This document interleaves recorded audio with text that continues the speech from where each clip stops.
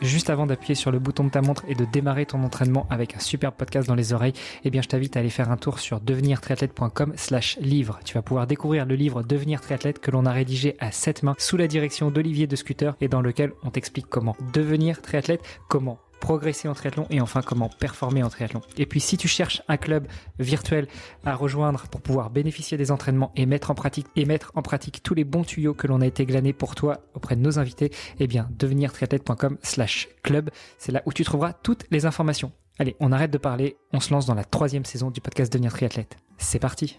Salut les sportifs, c'est Armano et je suis super content de pouvoir vous présenter un nouvel épisode du podcast Devenir triathlète. Pour co-présenter cet épisode avec moi, eh bien il y a Olivier de Scooter. Salut Olivier. Salut Armano, salut à toutes et à tous.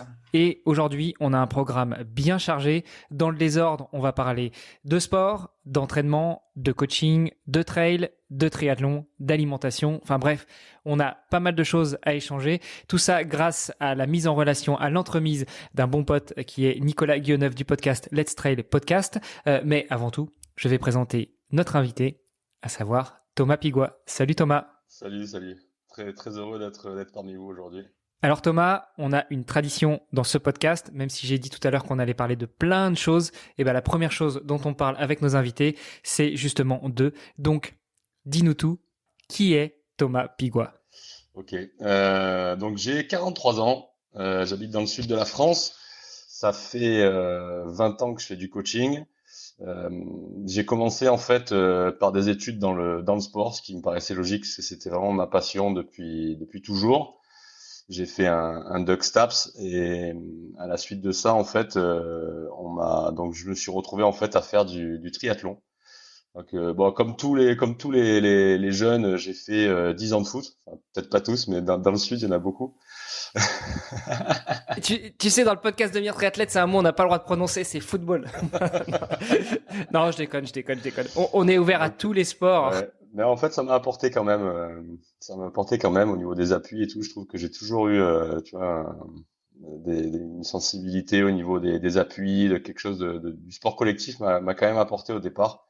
Donc à la suite de ça, j'ai toujours fait à côté du sport d'endurance. J'en avais besoin. Donc j'ai dérivé petit à petit vers des sports d'endurance. Au collège, je sentais bien que c'était vraiment ce que je préférais. Et j'ai fini en fait par faire du triathlon à l'âge de 17 ans. Jusqu'à voilà, j'en ai fait 5 ans vraiment en compétition quand j'étais jeune, ce qui m'a orienté en fait en STAPS en option triathlon et j'ai passé ma licence d'entraîneur option triathlon. Donc ce qui m'a permis vraiment de découvrir les 3 sports, de découvrir l'entraînement dans les 3 sports. Donc ça m'a vraiment énormément plu.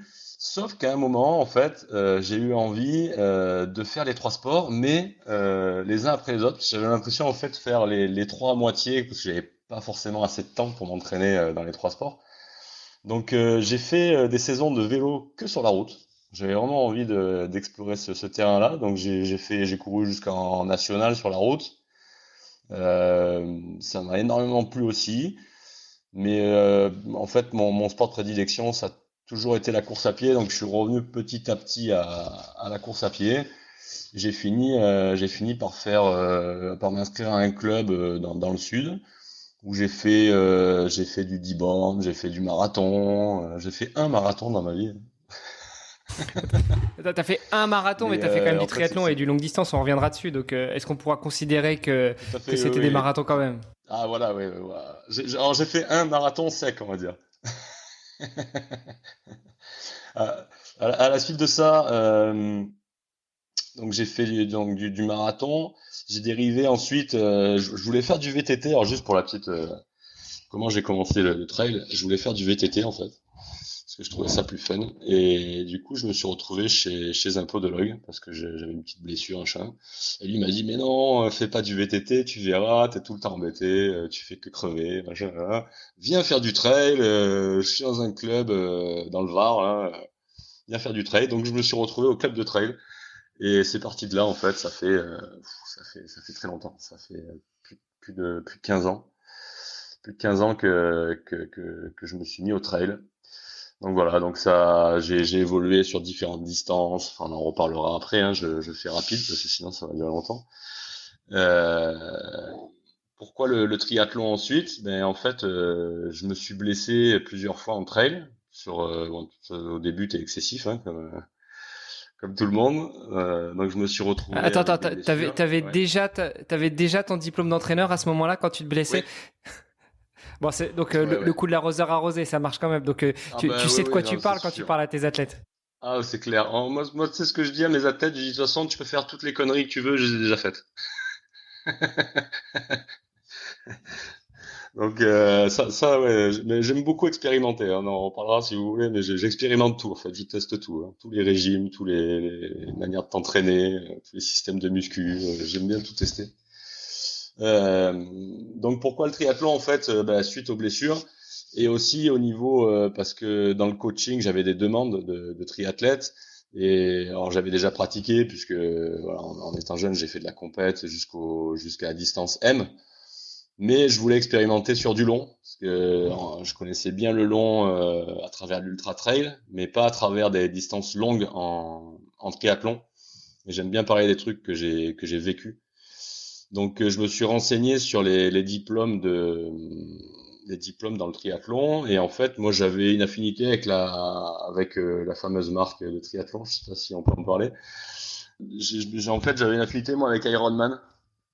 Parce que je connais, en fait, je suis fan de tous les coachs Ironman hyper connus, les Mark Allen, les Dave Scott, les mecs comme ça. J'ai lu plein de choses sur eux. J'aime beaucoup leur méthode d'entraînement. Je m'étais même payé le coaching Mark Allen à l'époque pour tester, parce que voilà, et j'avais trouvé ça génial. Bon, sauf que c'est une machine qui te fait pas mal de coaching et de temps en temps t'as un coach enfin qui te répond par message. Mais par contre le contenu était super intéressant. Donc quand j'ai voulu vraiment aller plus loin dans la préparation sur les Ironman, j'ai vu qu'ils avaient créé en fait une certification. Donc j'ai passé la certif Ironman pour être certifié coach Ironman.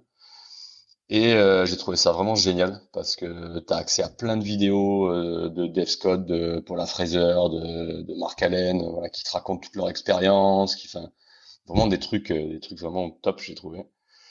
Donc j'ai fait Alors, ça et bien sûr, oui, petit aparté, quand je te parlais tout à l'heure en off de name dropping, donc de nous balancer des noms, c'était des gens qu'on peut aller interviewer. ouais, Hein. que tu Les peux aller stars, c'est interviewer. bien, mais... Ouais, non, je pense que là, tu vas avoir du mal, Mark Allen, il est un peu overbooké, je pense. Euh, Je suis pas mais sûr de son niveau de français aussi. ouais, je suis pas sûr On n'a qu'il pas, on puisse n'a pas faire. encore testé les épisodes en anglais, mais bon, je sais pas, ça viendra un jour. Et tiens, mais attends, coaching Mark Allen, du coup, tu disais c'était top. Tu sais nous en dire un peu plus? Ça ressemblait à quoi? Bah en fait, Attends, attends, ouais. excuse-moi. Reprenons peut-être le début, parce que Mark Allen, c'est quand même un nom qui est assez connu dans le tri, mais Mhm. je suis pas sûr que tous nos auditeurs sachent qui c'est, donc on va peut-être plutôt le présenter d'abord. Ouais, bah Mark Allen, c'est un gars qui a gagné, je sais plus combien de fois l'Ironman d'Hawaï. Ça doit être dans les, 8, non, c'était pas ça? ouais, Je sais j'allais plus. dire 6 ou 7, tu vois. Donc ouais, c'est ça. On n'est pas loin du compte. Dave Scott, c'est pareil. Il y a la fameuse bataille justement entre les deux, tu vois, bon, pour remporter la victoire. Enfin, c'est des légendes du triathlon de longue distance. Pour la Fraser, pareil. C'est une des femmes voilà, qui a gagné, je sais pas combien de fois, pareil, le championnat du monde. Donc c'est que des gens, voilà, Pardon, c'était quand 6, t'as raison. T'as raison, c'était c'était 6, c'est 6, ça. excuse-moi. Ouais. Voilà. Ouais, Donc et quand tu dis le fameux duel, c'était alors dans les années 80, je me souviens plus je me souviens plus de l'année exacte, mais enfin je peux le retrouver là en même temps. ouais, ouais. Où Moi, ils moi, si avaient tu veux, littéralement fait la course côte à côte, quoi. ouais, ouais, ouais, ouais. Ouais, ouais, Et puis après, c'était voilà, un moment légendaire dans l'histoire du triathlon, quoi. c'est clair. Pour faire un petit parallèle avec l'année 2022, c'était un peu un Kylian Jornet, Mathieu Blanchard Exactement. à l'UTMB, non? Ouais, ouais, ouais, exactement. Sauf que le duel a duré plusieurs années, donc ils se réaffrontaient, machin. Enfin, c'était mythique, quoi. C'était en Donc, 1989. ouais, Et donc c'était Mark Allen et Dave Scott, et où effectivement, alors je sais plus comment c'est passé au niveau de la natation, mais en tout cas ils sortaient à mon avis plus ou moins ensemble la natation, et les gars ont fait à peu près tout le vélo ensemble, je pense, où ça s'attaquait machin, et pareil sur la course à pied ils étaient côte à côte. jusque à quelques kilomètres de la finish line où il y en a un qui a ralenti un petit peu pour s'hydrater sur un point de notation, et à ce moment-là il y a l'autre qui est parti et voilà, il est parti gagner la Barclay. Enfin bref, mais c'était un moment un peu fou, et il y a des vidéos d'ailleurs, donc n'hésitez pas à les regarder sur YouTube ou quoi. Iron War, Ironman 1989, Dave Scott et Mark Allen, c'est assez dingue. Ouais, et pour les plus jeunes d'entre vous, chers auditrices, chers auditeurs, qui connaissaient pas ou qui étaient pas encore nés, comme ça peut être le cas autour de notre table virtuelle, je sais qu'il y en a un qui était pas encore né, ou presque. Il y a un site français qui référence pas mal de vidéos de triathlon qui s'appelle Triclair, et si vous voulez regarder justement toutes ces vidéos d'anthologie, il y en a quelques-unes, et notamment cet Ironman d'Hawaï 1989 qui est scindé en 2 parties. Donc pour les plus amoureux du triple effort, je vous invite à aller faire un tour là-bas. Voilà. Donc on va reprendre un petit peu tout ça, Thomas, parce qu'on a un peu digressé. Donc tu nous disais. Non, mais attends, parce que ça c'était la première question. Il y avait le coaching du coup. C'est ça, exactement. Le coaching, Mark Allen, comment ça se passait? Et puis après le coaching Ironman, parce que du coup toi tu as eu plusieurs visions du coaching. Déjà, tu as eu ta formation universitaire en STAPS. Donc pour ceux qui sont pas français, on le rappelle, STAPS c'est la faculté des sports en France. Donc formation de sport en STAPS. Après tu as fait une formation d'entraîneur avec option triathlon. Après tu as fait une certif Ironman. Donc tu vas peut-être pouvoir nous parler de tout ça. Oui, tout à fait. En fait, la certif Ironman, elle a bien complété, si tu veux, le cursus universitaire, parce que à l'école, tu veux, moi, j'estime qu'on t'apprend les bases qui sont essentielles. Mais après, quand tu sors de là, en fait, j'ai l'impression que tu sais rien, parce que t'as que de la théorie, mais t'as aucune pratique. Et en fait, dans ces cursus-là, c'est hyper professionnalisant. C'est-à-dire que t'es direct dans le vif du sujet, et si tu veux, pour valider une certif comme ça, en fait, tu as un cas concret, et il va falloir vraiment que tu leur montes un dossier, que tu leur envoies un dossier comme si tu avais un vrai client. En fait, moi, ça m'a fait un peu rire, parce qu'en fait, j'ai fait ce que je faisais avec un client virtuel. J'ai reproduit exactement ce que je faisais avec les autres clients. Ça s'est hyper bien passé, mais ça m'a fait vraiment chercher vraiment des trucs très précis. Ça m'a fait réfléchir en fait sur toujours pareil, le temps de repos et tout ça. Mais vraiment sur des triathlons de longue distance. Et non, vraiment hyper intéressant. Après, moi, ce qui m'a beaucoup plu dans ce truc, c'est vraiment le contenu vidéo. C'est vraiment toutes les petites vidéos avec les tips en natation, les tips. Il faut vraiment aller voir. Je trouve que c'est hyper riche en contenu. Et c'est accessible grâce à cette vidéo. Ça se rend bien. Et après, pour les coachs, ce qui est génial, après on va dire c'est du business, machin truc, mais n'empêche que quand t'es coach pour en vivre, c'est compliqué, et c'est un système en fait qui est bien fait, puisque quand t'es certifié, en fait, quand les gens s'inscrivent sur des triathlons Ironman, on est référencé par zone géographique, et tu vas être orienté en fonction du coach le plus proche. Donc ça c'est assez sympa. Ouais, puis tu nous as dit, tu habites dans le sud de la France, pour être plus précis, du côté de Aix, je crois, c'est un endroit où il y a un petit triathlon de temps en temps, tous les ans. Donc t'es pas mal au niveau référencement géographique, non? En fait, moi je suis à 2 heures de Nice, je suis à 45 minutes même pas, maintenant je suis à 40 minutes de Aix, et je suis à 20 minutes de Marseille. Donc on est bien placé ici pour tout ce qui est sport, tout ce qui est sport d'endurance. On est vraiment super bien placé. Ouais.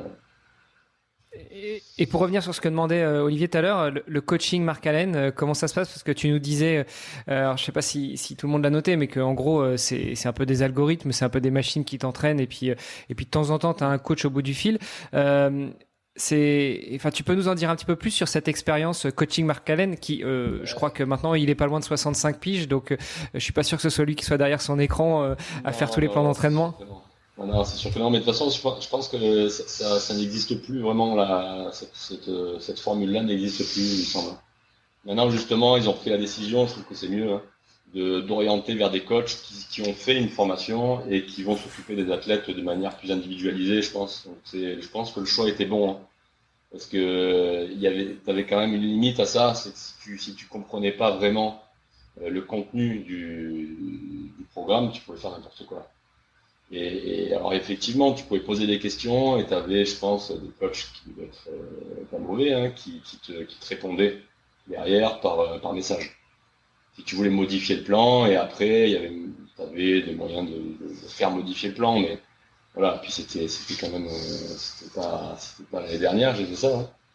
Donc maintenant, je pense que ça serait beaucoup plus flexible, beaucoup plus adaptatif. Ouais, En les fait, outils ont changé aussi oui, énormément, hein, énormément. à l'époque, et mais même encore aujourd'hui, il y a encore, alors je sais pas si la majorité, mais en tout cas, il y a encore beaucoup de coachs qui sont sur Excel. Ouais, non, mais c'est clair. Et alors que voilà, bon, il y a quand même pas mal d'outils aujourd'hui, d'applications qui se développent. Il y a aussi tout ce qui est coaching AI. Je sais pas si tu t'es un peu intéressé à ça aussi, mais c'est aussi quand même une grosse tendance. Donc il y a beaucoup de choses qui se font pour individualiser et en même temps, rendre le coaching plus accessible aussi, parce que finalement, avoir un coach perso, bon, quand t'es pro, ça justifie. Quand t'es amateur, ça peut justifier, mais enfin c'est quand même un certain coût, donc faut être prêt à le payer aussi. Et bon, ça peut vite représenter quelques milliers d'euros par an. Faut avoir envie de les sortir, quoi, et pouvoir se le permettre aussi. C'est vraiment, nous on est vraiment dans cet objectif-là, hein. C'est en fait moi, si tu veux, j'ai toujours développé ma manière de coacher par rapport à ce que moi j'attendais. Je voulais vraiment essayer de donner ça en fait à mes athlètes. Donc tout ce que j'ai rêvé d'avoir, si tu veux, je suis en train de le mettre en place en fait pour pouvoir le donner à mes sportifs qu'on suit. Et voilà, et effectivement avec les outils que tu as maintenant, tu arrives à faire des trucs incroyables. C'est vraiment génial. Là, on est arrivé à un point où si vraiment tu es motivé pour donner un service pro, c'est tout à fait possible. Et même des athlètes j'ai des athlètes qui sont en Hollande, j'ai des athlètes qui sont en Espagne, voilà, avec qui je parle comme je parle avec vous. Et du coup, on échange plus que si je les voyais une fois par semaine pour leur prendre la main et aller courir avec eux. Ouais. Ouais, on est beaucoup plus sur le coaching individualisé. Alors, on pourra parler après des outils que tu utilises ou que vous utilisez. Je me suis laissé entendre que c'était une plateforme française assez connue et reconnue et que nous aussi on a mis en avant plusieurs fois, mais on en parlera un peu tout à l'heure. Je voulais quand même revenir un petit peu aussi toujours sur ta présentation, sur ton histoire. Donc formation de sport, formation à l'université des sports. Ensuite diplôme d'entraîneur. Est-ce que ce diplôme d'entraîneur, tu l'as fait à l'université ou tu l'as fait en dehors avec un organisme de formation et si c'était le cas, non, tu l'as fait vraiment à l'université. Oui, en fait, j'ai fait un DUG STAPS et après j'ai fait une licence d'entraînement sportif. D'accord. Et en fait, ce qui te permet en fait d'avoir une carte professionnelle et voilà. Mais non, j'ai pas fait de diplôme d'entraîneur en plus de la fac. J'ai vraiment un diplôme universitaire. Et donc, tu sors de tes études, direct, tu t'installes en tant que coach à ton compte et puis tu commences à coacher ou comment ça se passe en fait, tes premiers pas dans l'univers du sport professionnel? Une partie de ma vie que je vous ai pas expliqué. Euh, en fait, si tu veux, mon père a toujours joué un petit peu au golf et en fait, ça m'a toujours plu. Donc, j'ai toujours joué un peu avec lui. Et quand je suis arrivé en DUG, en fait, il fallait que je choisisse des sports et t'avais golf. Du coup, c'est juste une petite aparté, mais là, ça a toute son importance. J'ai dû jouer au golf en fait pour valider des trucs. Et en fait, ça m'a beaucoup plu. Et en fait, à la sortie de la fac de sport, il a fallu que je travaille parce que il fallait que je travaille. Donc en fait, j'ai décidé de faire un brevet d'état de golf. Donc en fait, j'ai validé un BE golf de 2003 à 2005 pour pouvoir bosser. Parce qu'en fait, j'avais une licence, ok, mais va coacher, va trouver des clients avec une licence TAPS, tu peux rien faire. Enfin, si, tu peux te mettre en coach comme on le fait maintenant, mais à l'époque, pour avoir des clients et en vivre, c'est très très compliqué. Donc autour de moi, j'avais des potes qui étaient pro de golf et qui gagnaient bien leur vie.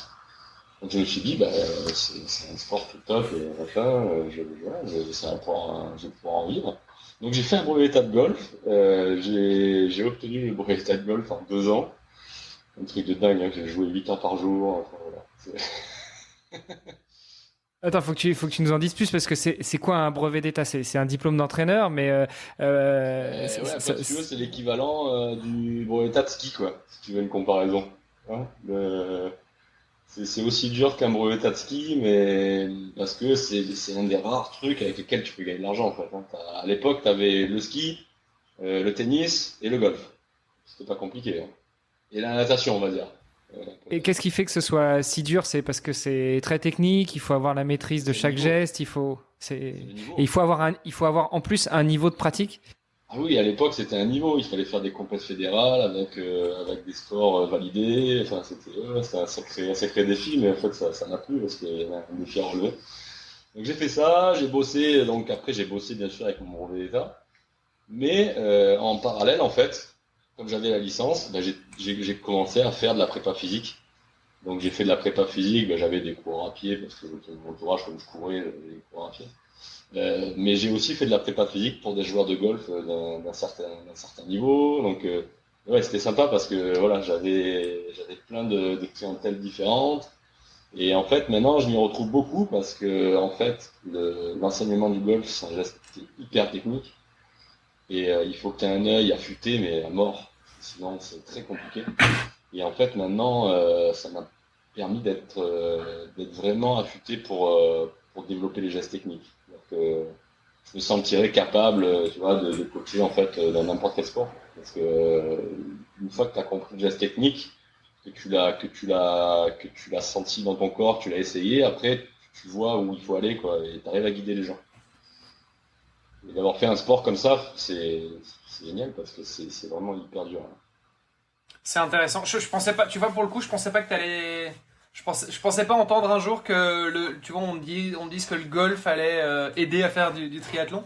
Mais d'une certaine manière, oui, après tout, Oui. voilà. Mhm. Euh, j'ai un oncle qui joue beaucoup au golf. Alors, je sais plus si c'est lui qui m'avait dit ça, mais en tout cas, j'ai entendu récemment que le golf est un des sports les plus techniques au monde. Bon, Oui, après, oui, ça reste assez subjectif parce que je sais pas trop sur quoi on se oui, base pour bien dire sûr. ça, mais effectivement, c'est vrai que j'ai essayé justement avec cet oncle il y a pas si longtemps. Voilà, j'ai fait ma première initiation au golf. Je pensais pas que, tu vois, je me mettrais au golf parce que moi, j'ai toujours vu ça un peu comme, tu sais, un sport de papy. Mais bon, en réalité, c'est vrai que c'est assez fun, surtout alors, je sais plus comment t'appelles ça, mais tu sais, au début, là, quand t'as les gros clubs, là, Ouais, ouais, ouais. que Ouais. tu, et donc c'est vrai que c'est assez marrant, mais c'est hyper technique, quoi. C'est Parce hyper que dur. c'est l'orientation, enfin, t'orientes ton club à 1 millimètre dans la mauvaise direction, ta balle, en fait, elle se retrouve 50 mètres à droite ou à gauche par Voilà, rapport ouais. à la Et en balle de balle, plus, quoi. là, t'as touché, en fait, si tu veux, les clubs pour envoyer la balle loin. Mais en fait, le plus dur dans ce sport, c'est pas d'envoyer la balle loin, c'est d'être Oui, précis c'est sur les des coups très approches, c'est courts. ça. Voilà, Ouais, c'est ça. ouais, ouais. Ouais. C'est ça, en fait, c'est si tu veux, cette panoplie, en fait, où tu passes d'un coup où il faut être très très fort, très puissant, mais précis. Tu vois, un peu comme un service de tennis. Tu peux comparer ça à un service de tennis, il faut être très puissant, très précis comme un amorti, tu vois, au filet où il faut que tu la mettes au centimètre près à un endroit, tu vois, ben, voilà, si tu peux comparer ça, pareil au tennis, tu vois. Et il faut être hyper polyvalent. Il faut être puissant, il faut être précis, il faut être très calme, parce que c'est ça c'est ça qui fait défaut souvent. Hein, donc c'est vraiment, je pense que pour le coaching, c'est un gros atout. Parce Ouais, que, et la fin, ça ressemble peut-être plus au billard qu'à du oui, tennis, quoi. exactement, ouais, ouais, ouais, c'est ça, exactement. Ouais, ouais. Et tu vois, dans le triathlon, en fait, tu peux comparer ça à la natation, je trouve. Parce que en natation, tu retrouves, tu vois, cette précision dans le mouvement, tu vois, où la technique, en fait, passe au-delà de l'entraînement. Tu vois, du côté physio. Parce que tu peux faire tout Ouais. ce que tu veux en physio, en natation. Si t'as une technique qui est mauvaise, t'avanceras jamais. D'après toi, c'est quoi la proportion bon, encore une fois, ce sera un truc assez subjectif à mon avis, Ah ouais. mais juste pour avoir une idée, en tout cas, à ton avis, c'est quoi la proportion de technique versus physio en natation? Alors, moi, je pense que ça dépend à quel niveau t'en es d'initiation, tu vois. Mais par Mhm. exemple, tu vois, pour quelqu'un qui commence, je leur dis clairement, je leur dis, c'est 100% technique. Ok. Voilà, à aucun moment t'essaies de nager vite. Parce que ça sert à rien. C'est-à-dire que tant que t'as pas senti les choses, Tant que tu n'as pas senti les appuis dans l'eau, tant que tu n'as pas senti que tu glisses dans l'eau, ça ne sert à rien d'essayer d'aller vite. De toute façon, tu vas t'épuiser pour rien. Et au final, en fait, tu veux, ça va manger d'énergie pour les autres sports. Donc, tu n'as aucun intérêt. Et puis, on voit, de toute façon, tu vois, regarde, si tu regardes sur des courses, sur des triathlons, la partie de la natation, en pourcentage de temps, tu vois, dans l'eau, tu vois, je leur dis, voilà, ça sert à rien que tu passes des heures et des heures et des heures à nager pour nager 1h20, tu vois, sur un Ironman, quoi. Ouais. Donc, moi, je suis plutôt dans cette orientation-là, en fait, surtout pour les débutants. Après, je coache pas des élites en Ironman, hein. Mais je suis certain que même les élites passent une grosse partie à travailler leur technique. En tout cas, j'espère, parce que je pense que c'est une grosse partie, quand même. Mais c'est vrai que, enfin, en tout cas, 100% quand tu débutes, et après, ça dépend peut-être à 80, et puis. Moi, j'imagine aussi c'est vrai qu'avec le temps, en général, au début, on fait beaucoup d'éducatifs. Pour vraiment bien trouver ses appuis et travailler sa technique. Et puis avec le fil du temps, on a plus tendance à faire des entraînements un peu plus. Je pense que les éducatifs de toute façon restent toujours, parce que même des nageurs olympiques qu'on a déjà reçus sur le podcast par exemple, ils continuent à travailler leur technique. Et voilà, il y a rien à faire. Tout comme je sais pas, un athlète en course à pied, il va faire ses gammes. Enfin voilà, je veux dire, ça reste. Mais t'as quand même une grosse partie de fond aussi qui se rajoute, quoi. Là où le débutant, en fait, s'il a fait 1000 mètres, 1500 mètres sur sa séance, il sera content, tu vois. Quand tu débutes, au début, moi je me souviens mes débuts en natation, c'était il y a 5 ans. C'était pas très glorieux et ma première séance d'entraînement en piscine, le coach il m'a dit écoute, va mettre tes palmes et essaye de suivre les reux parce que là ça va pas, quoi.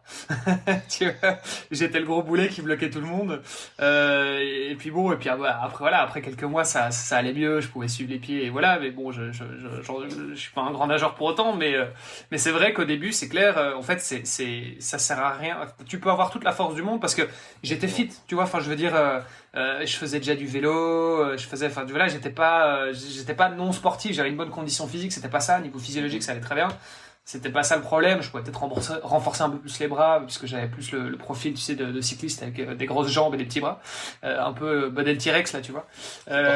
C'est parfait dans l'eau, ça. Exactement. Donc c'est vrai que ça m'a pas forcément aidé, mais après il y a rien à faire, c'est la technique. Moi, je me souviens que la première fois où j'ai essayé de nager vraiment le crawl en piscine, je faisais pas 33 mètres, quoi. Il fallait que je m'arrête au bord de la piscine pour respirer, j'arrivais pas, parce que, effectivement, tu fais n'importe quoi, en fait. Ouais, ça m'étonne pas, hein, mais c'est ça. Mais je pense, tu vois, ça me fait penser à quelque chose qui est important, en fait, justement, pour l'entraînement. C'est que j'ai remarqué qu'en fait, plus on allonge les distances, en fait, et moins on va consacrer de temps à la technique. Je pense que c'est une erreur, en fait, parce que on se rend pas compte, mais en fait, plus on fait du long et plus il faut être efficient, quoi. En fait, et tu négliges la technique, t'as des ultra trailers en fait qui courent très mal, en fait, parce qu'on passe des ultra trailers sur des tests en labo, on en parlera si vous voulez, et en fait, on se rend compte que même des très bons, certains n'ont pas une technique de course à pied qui est fantastique, quoi. C'est dommage parce que c'est là en fait où il faut être le plus efficace. C'est là où on passe des heures et des heures à courir. Si tu améliores un tout petit peu ta technique, en fait, tu vas gagner énormément en performance. Mais est-ce que ça c'est dû à l'entraînement, ou est-ce que c'est dû au fait que sur un ultra trail ou un Ironman, forcément c'est du long. Il y a un moment, il y a une fatigue musculaire. C'est clair que techniquement, le geste technique il est moins beau. Je veux dire, tu regardes les mecs, qui terminent leur marathon sur Ironman, ils sont plus si aériens que ça. Tu vois, ils sont complètement écrasés, limite pliés en deux. Enfin, tu vois, t'es dans la souffrance, quoi. Et pareil sur un ultra trail. Donc est-ce qu'il n'y a pas aussi un truc, est-ce que c'est pas aussi lié à ça? C'est certain. Sauf que si dans ton entraînement, tu as conscience que plus tu vas être fatigué et plus il faut que tu penses à la technique, et plus ça va t'aider en fait à ce moment-là. C'est-à-dire que moi, j'insiste là-dessus, on coach pas mal de clubs. Et en fait, quand tu arrives dans le moment dur de la séance, en fait, c'est là où il faut que tu te recentres sur ta technique et pas vraiment sur le côté performance. Et en fait, si tu te ressens sur ta technique, que tu commences à relancer avec tes bras, à relâcher, à essayer, de retrouver du relâchement dans tes chevilles, dans tes genoux, bah, tout ça, en fait, va faire que tu vas relancer et tu vas sortir, en fait, cette souffrance. Et c'est je trouve ça hyper performant sur du long. Je vois bien le coach chiant ou sur une bonne grosse séance de fractionné, tu vois, genre celle que j'ai faite la semaine dernière, du 3 fois, 5 fois, 800, avec une bonne vitesse, tu vois. Et puis là, t'arrives dans le dernier bloc et là, t'as le coach qui fait, allez hop, éduque les mecs, on reprend les techniques de course. T'en peux plus, t'es à 15 bornes de fractionné, t'es défoncé. Mais finalement, c'est ce qu'il faudrait faire, que ce soit en course à pied ou en natation. Alors, on a plus tendance à le faire en natation. En tout cas, moi, je sais que mon coach est déjà, tu commences pas une séance sans échauffement, sans éduque, sans un petit peu de vitesse pour faire remonter le cardio. Puis après, tu rentres dans le corps de la séance. Ça, c'est la natation. En C'est course la à pied, base, c'est hein. pareil. C'est la Sauf base. qu'en natation, en général, t'as l'habitude que le cool-down, bah, ça va être à nouveau quelques petits exercices techniques. Ça va être 100 mètres tranquille, 100 mètres de rattrapé, des choses comme ça. Ce qui est finalement ce qu'on fait pas en course à pied. En course à pied, et notamment après une bonne grosse séance de fractionné, bah, tu vas faire un cool-down, tu vas faire 3 bornes à 6 minutes au kilo, puis voilà, tu vas à la douche et puis tu rentres chez toi. Alors que finalement, c'est là aussi, pas uniquement là, mais là aussi qu'il faudrait placer la technique de course. Ouais. Ouais, souvent, tu peux placer un tour de piste sur l'herbe, pieds nus, ou tu peux faire des trucs intéressants à la fin de la séance, effectivement, pour retrouver des sensations, pour redévelopper ta technique. Ouais. Mais même sans parler de faire une action, on peut être simplement si tu veux, dans ta manière de penser. Au lieu d'essayer d'en remettre, de te dire, bon, serre les dents, ça va passer en force, en fait. Je pense qu'à ce moment-là, la technique, elle devient encore plus importante quand tu es dans le dur.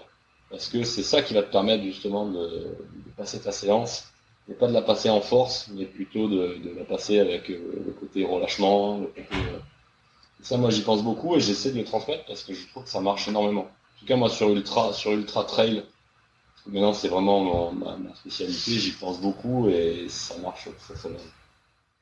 Alors attends, avant qu'on passe à l'ultra, justement, on va revenir un petit peu sur toi et au triathlon. Tu me disais que donc t'as fait un peu de triathlon, t'as fait du golf, t'as commencé le trail, t'es revenu au triathlon parce que tu t'étais blessé. Qu'est-ce que t'as fait pendant tes années triathlon? Déjà, quelle sensation, quel plaisir tu y as reçu la première fois et la deuxième fois ressenti, pardon. Et puis jusqu'où t'as été, parce que tu nous disais que la première fois quand t'as fait du triathlon après la fac, t'avais été jusqu'à la distance M. Après, est-ce que t'as été beaucoup plus loin, beaucoup plus vite, beaucoup plus fort? Quels étaient tes objectifs? Sûr. En fait, alors juste pour mettre dans le contexte, donc moi quand j'avais 14-15 ans, en fait, un peu plus, quand j'avais 20 ans, mon frère, en fait, lui, qui est excessif dans le sport aussi, pareil, lui s'était mis au triathlon et tout de suite a voulu faire les championnats du monde, machin, donc s'est préparé pour se qualifier pour Hawaï, donc il avait fait Lanzarote, Zurich, tout ça, donc j'avais déjà en tête ce truc-là. Et il s'est qualifié 2 fois pour Hawaï, il est allé 2 fois au championnat du monde. Donc j'avais voilà, ce truc en tête qui me disait un jour, j'aimerais bien quand même essayer ce truc. Donc, Alors fais-nous rêver, c'est toi qui entraînais ton frère quand même. non, non, non, non, non, non, non, non. Non, non, en fait, on était tous les deux dans le même club, en fait. Quand moi, je faisais du M, lui, il se préparait pour les aéronefs. Et donc, du coup, quand j'ai voulu m'y mettre, j'ai fait cette formation, je me suis entraîné, et en fait, ce qui m'intéressait, c'était le long. Parce que je me sens beaucoup mieux dans les efforts longue durée. Donc, j'ai préparé, qu'est-ce que j'ai fait en premier? J'ai fait un L ici, dans le sud. J'ai fait le triathlon du Ventoux, je sais pas si vous connaissez. Ça c'est sévère, hein, parce que t'as le côté monter en vélo. Donc moi je suis un peu lourd en plus, donc en vélo je subis un peu l'école. Euh, donc j'ai fait ça et en fait mon objectif c'était de me qualifier pour Hawaï dès le départ, parce que moi j'avais ça en tête avec mon frère. Hein. Donc je m'étais dit je vais faire Nice pour voir un petit peu où j'en suis. Donc j'ai eu la chance de pouvoir faire Nice en 2019, je crois. Je crois que c'est 2019. Malheureusement, j'ai pas eu de chance, c'était canicule. Donc ils ont dû raccourcir le parcours.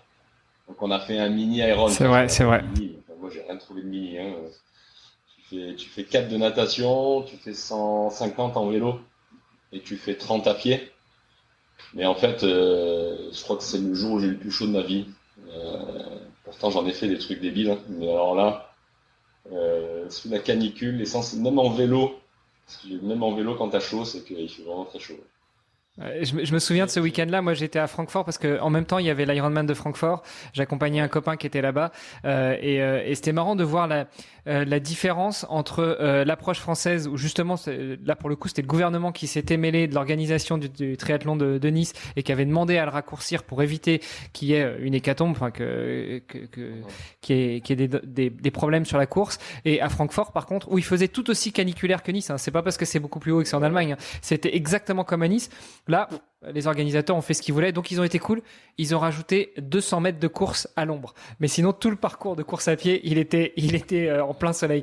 Donc c'était marrant de voir cette double approche. Mais effectivement, juin 2019, c'était horrible pour faire des courses, quoi. Ouais, pour vous raconter le tri, la natation, ça s'est bien passé. Le vélo, extrêmement chaud. Et donc j'ai posé le vélo dans les 250, un truc comme ça.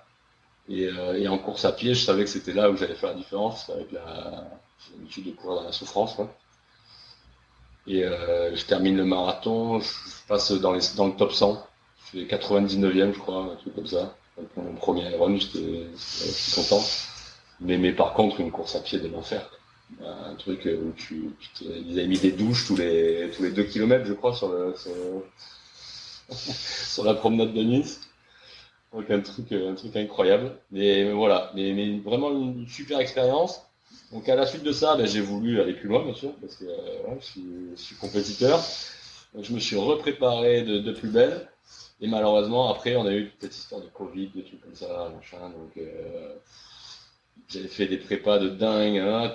Tout a été annulé. Je devais aller en Finlande faire le half. Enfin, il y a plein de projets vraiment géniaux qui s'étaient mis en place.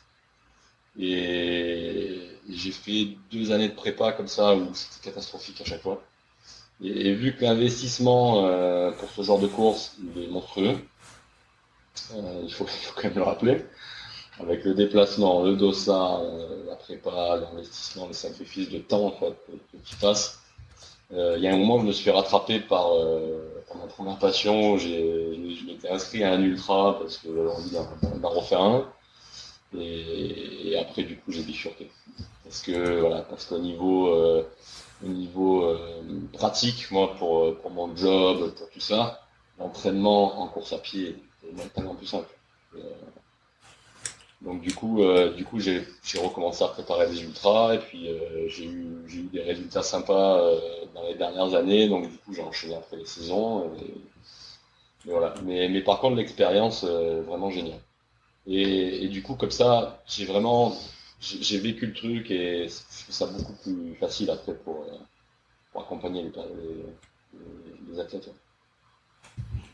Ouais, c'était une chose que j'allais te poser, une question que j'allais te poser, c'est effectivement quelle est la différence entre un entraînement, alors tu parles d'ultra, évidemment c'est l'ultra trail, hein, quelle est la différence entre un entraînement quand tu es athlète d'ultra et un entraînement de triathlète longue distance en termes de volume, je veux dire, en termes de durée, parce que finalement l'avantage du triathlon c'est que en pratiquant les 3 sports tu croises, donc en faisant si tu veux bien performer 15-20 heures par semaine, tu devrais avoir déjà un bon niveau et puis surtout t'évites les blessures vu que tu croises avec les 3 sports.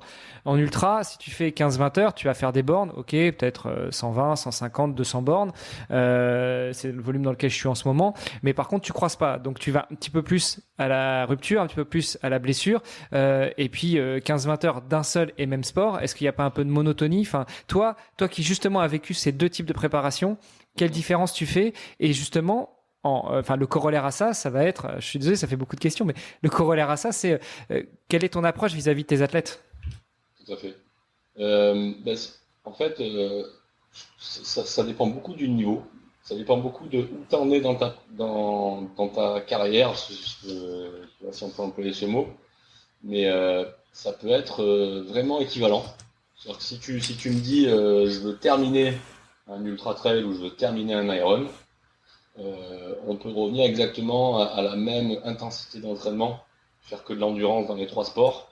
Alors effectivement, là, dans ce cas-là, précisément, t'as plus de chances de te blesser en faisant de l'ultra trail, tu vas faire que de la course à pied, comme tu disais, que si tu fais les 3 sports en endurance. C'est vrai que c'est hyper confortable parce que t'as pas de blessure, la natation c'est super cool si tu le fais en endurance, le vélo aussi, c'est que des sports qui sont portés, donc t'as pas de choc, t'as rien, c'est royal. Et finalement, la course à pied est pas énorme quand tu prépares un Iron, parce que là, on va faire que un marathon. Alors que, alors qu'en vélo, en fait, J'adore le ça. que un marathon. Mais ouais, mais en fait, si tu compares les temps de course, la partie vélo est énorme en fait. Et pour un débutant, alors débutant Ironman, c'est un grand mot, hein, parce que tu peux pas débuter en Ironman, hein. Il faut quand même que tu passes par les par les cases d'avant. Mais enfin, moi je conseille quand même d'avoir déjà fait une distance L ou des choses comme ça avant de se lancer sur la grande distance. Mais je pense que voilà, quand t'es débutant, c'est plus cool, le triathlon. Après, si tu veux mettre de l'intensité, c'est différent. Parce que là, on rentrait justement dans des différences complètement de filières. C'est-à-dire qu'en natation, si tu veux sortir devant de l'eau, faut vraiment t'entraîner très très fort. Donc, tu as des entraînements très intensifs. Donc, au niveau des épaules, tu peux te blesser aussi, hein, faut pas l'oublier, hein. En vélo, c'est pareil, hein. En vélo, si tu veux envoyer des watts, il faut faire des entraînements très très forts aussi. Et après, en course à pied, ok, tu cours moins, mais tu cours plus vite. C'est-à-dire que sur un Ironman, alors, on peut parler après de zone ou des choses comme ça, mais quelqu'un qui est très entraîné, il va être à la limite de son endurance sur un marathon, alors qu'en ultra, tu vas être vraiment à des vitesses qui sont beaucoup plus inférieures. Donc au final, ça dépend vraiment de ton objectif, je pense. Et après, tu me demandais au niveau de la monotonie. Euh, Moi qui prépare des ultras, là, je m'ennuie jamais à l'entraînement. Mais parce que, en fait, justement, par cette expérience de triathlète, d'avoir coaché dans différents sports, en fait, mon entraînement est complètement différent peut-être de quelqu'un qui a fait toujours que de la course à pied.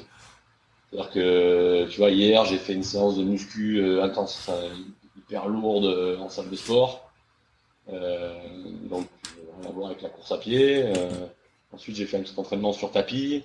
Je vais faire des séances de yoga. C'est quand même varié. Et après, je prends énormément de plaisir à aller courir 4 heures dans les collines autour de chez moi. J'ai la chance d'avoir un super terrain de jeu.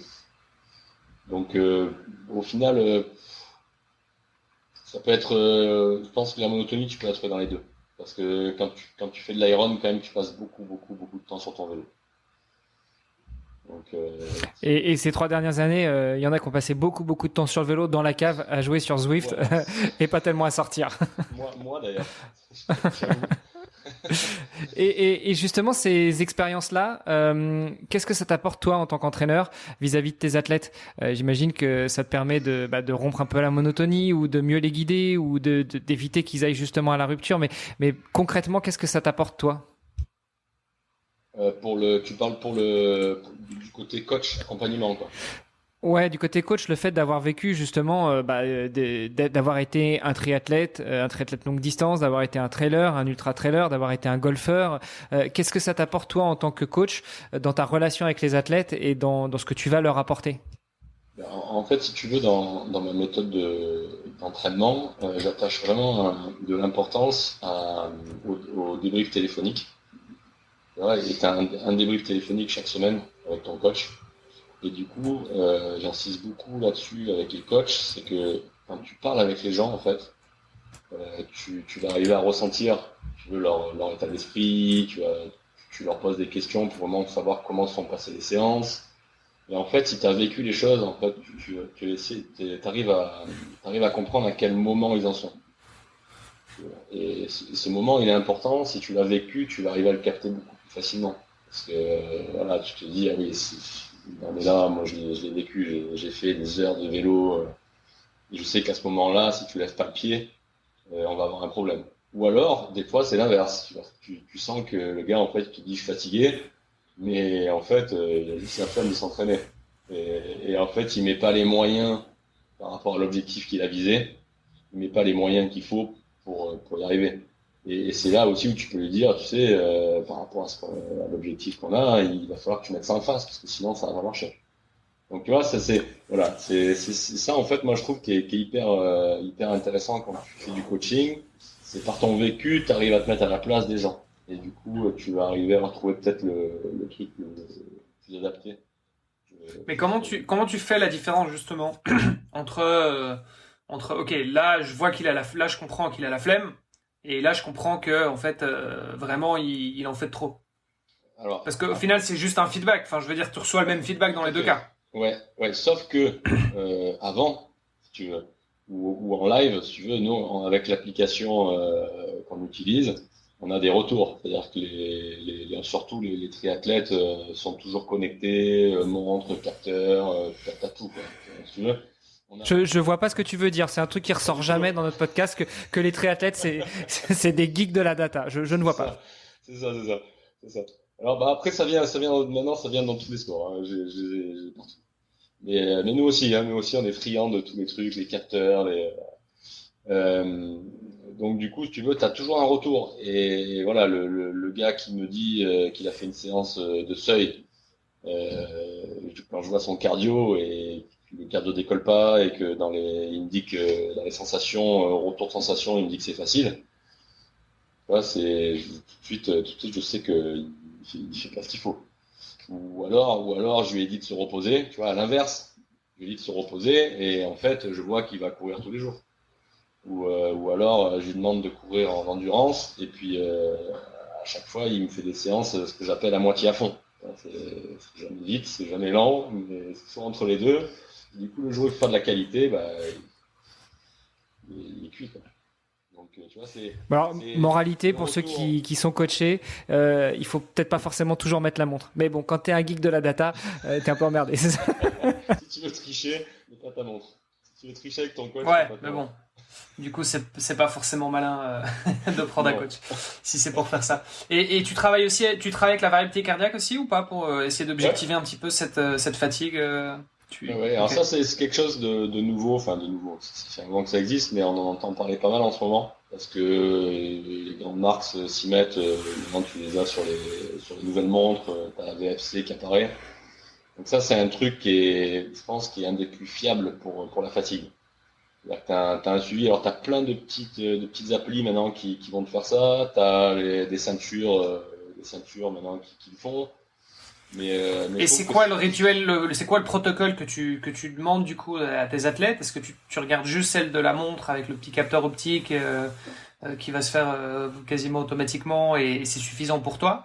Ou est-ce que tu leur demandes vraiment de faire un protocole au réveil, coucher, X minutes, des trucs comme ça ou pas? Après, ouais, parce que finalement, c'est le problème, c'est que tu l'as dit, les montres elles intègrent de plus en plus cette mesure, mais pour qu'elle soit correcte, il faut observer un protocole. Donc, je suis pas certain que la montre elle sache tous les jours à tel moment que ça va être le moment de mesurer ta variabilité cardiaque. Donc HRC en anglais, VFC en français. HRV. HRV. Après, moi j'aime bien déjà l'observer la nuit. Parce qu'en fait, les montres, si tu as des réglages en fait sur certaines montres où tu peux demander qu'elles enregistrent la variabilité cardiaque la nuit.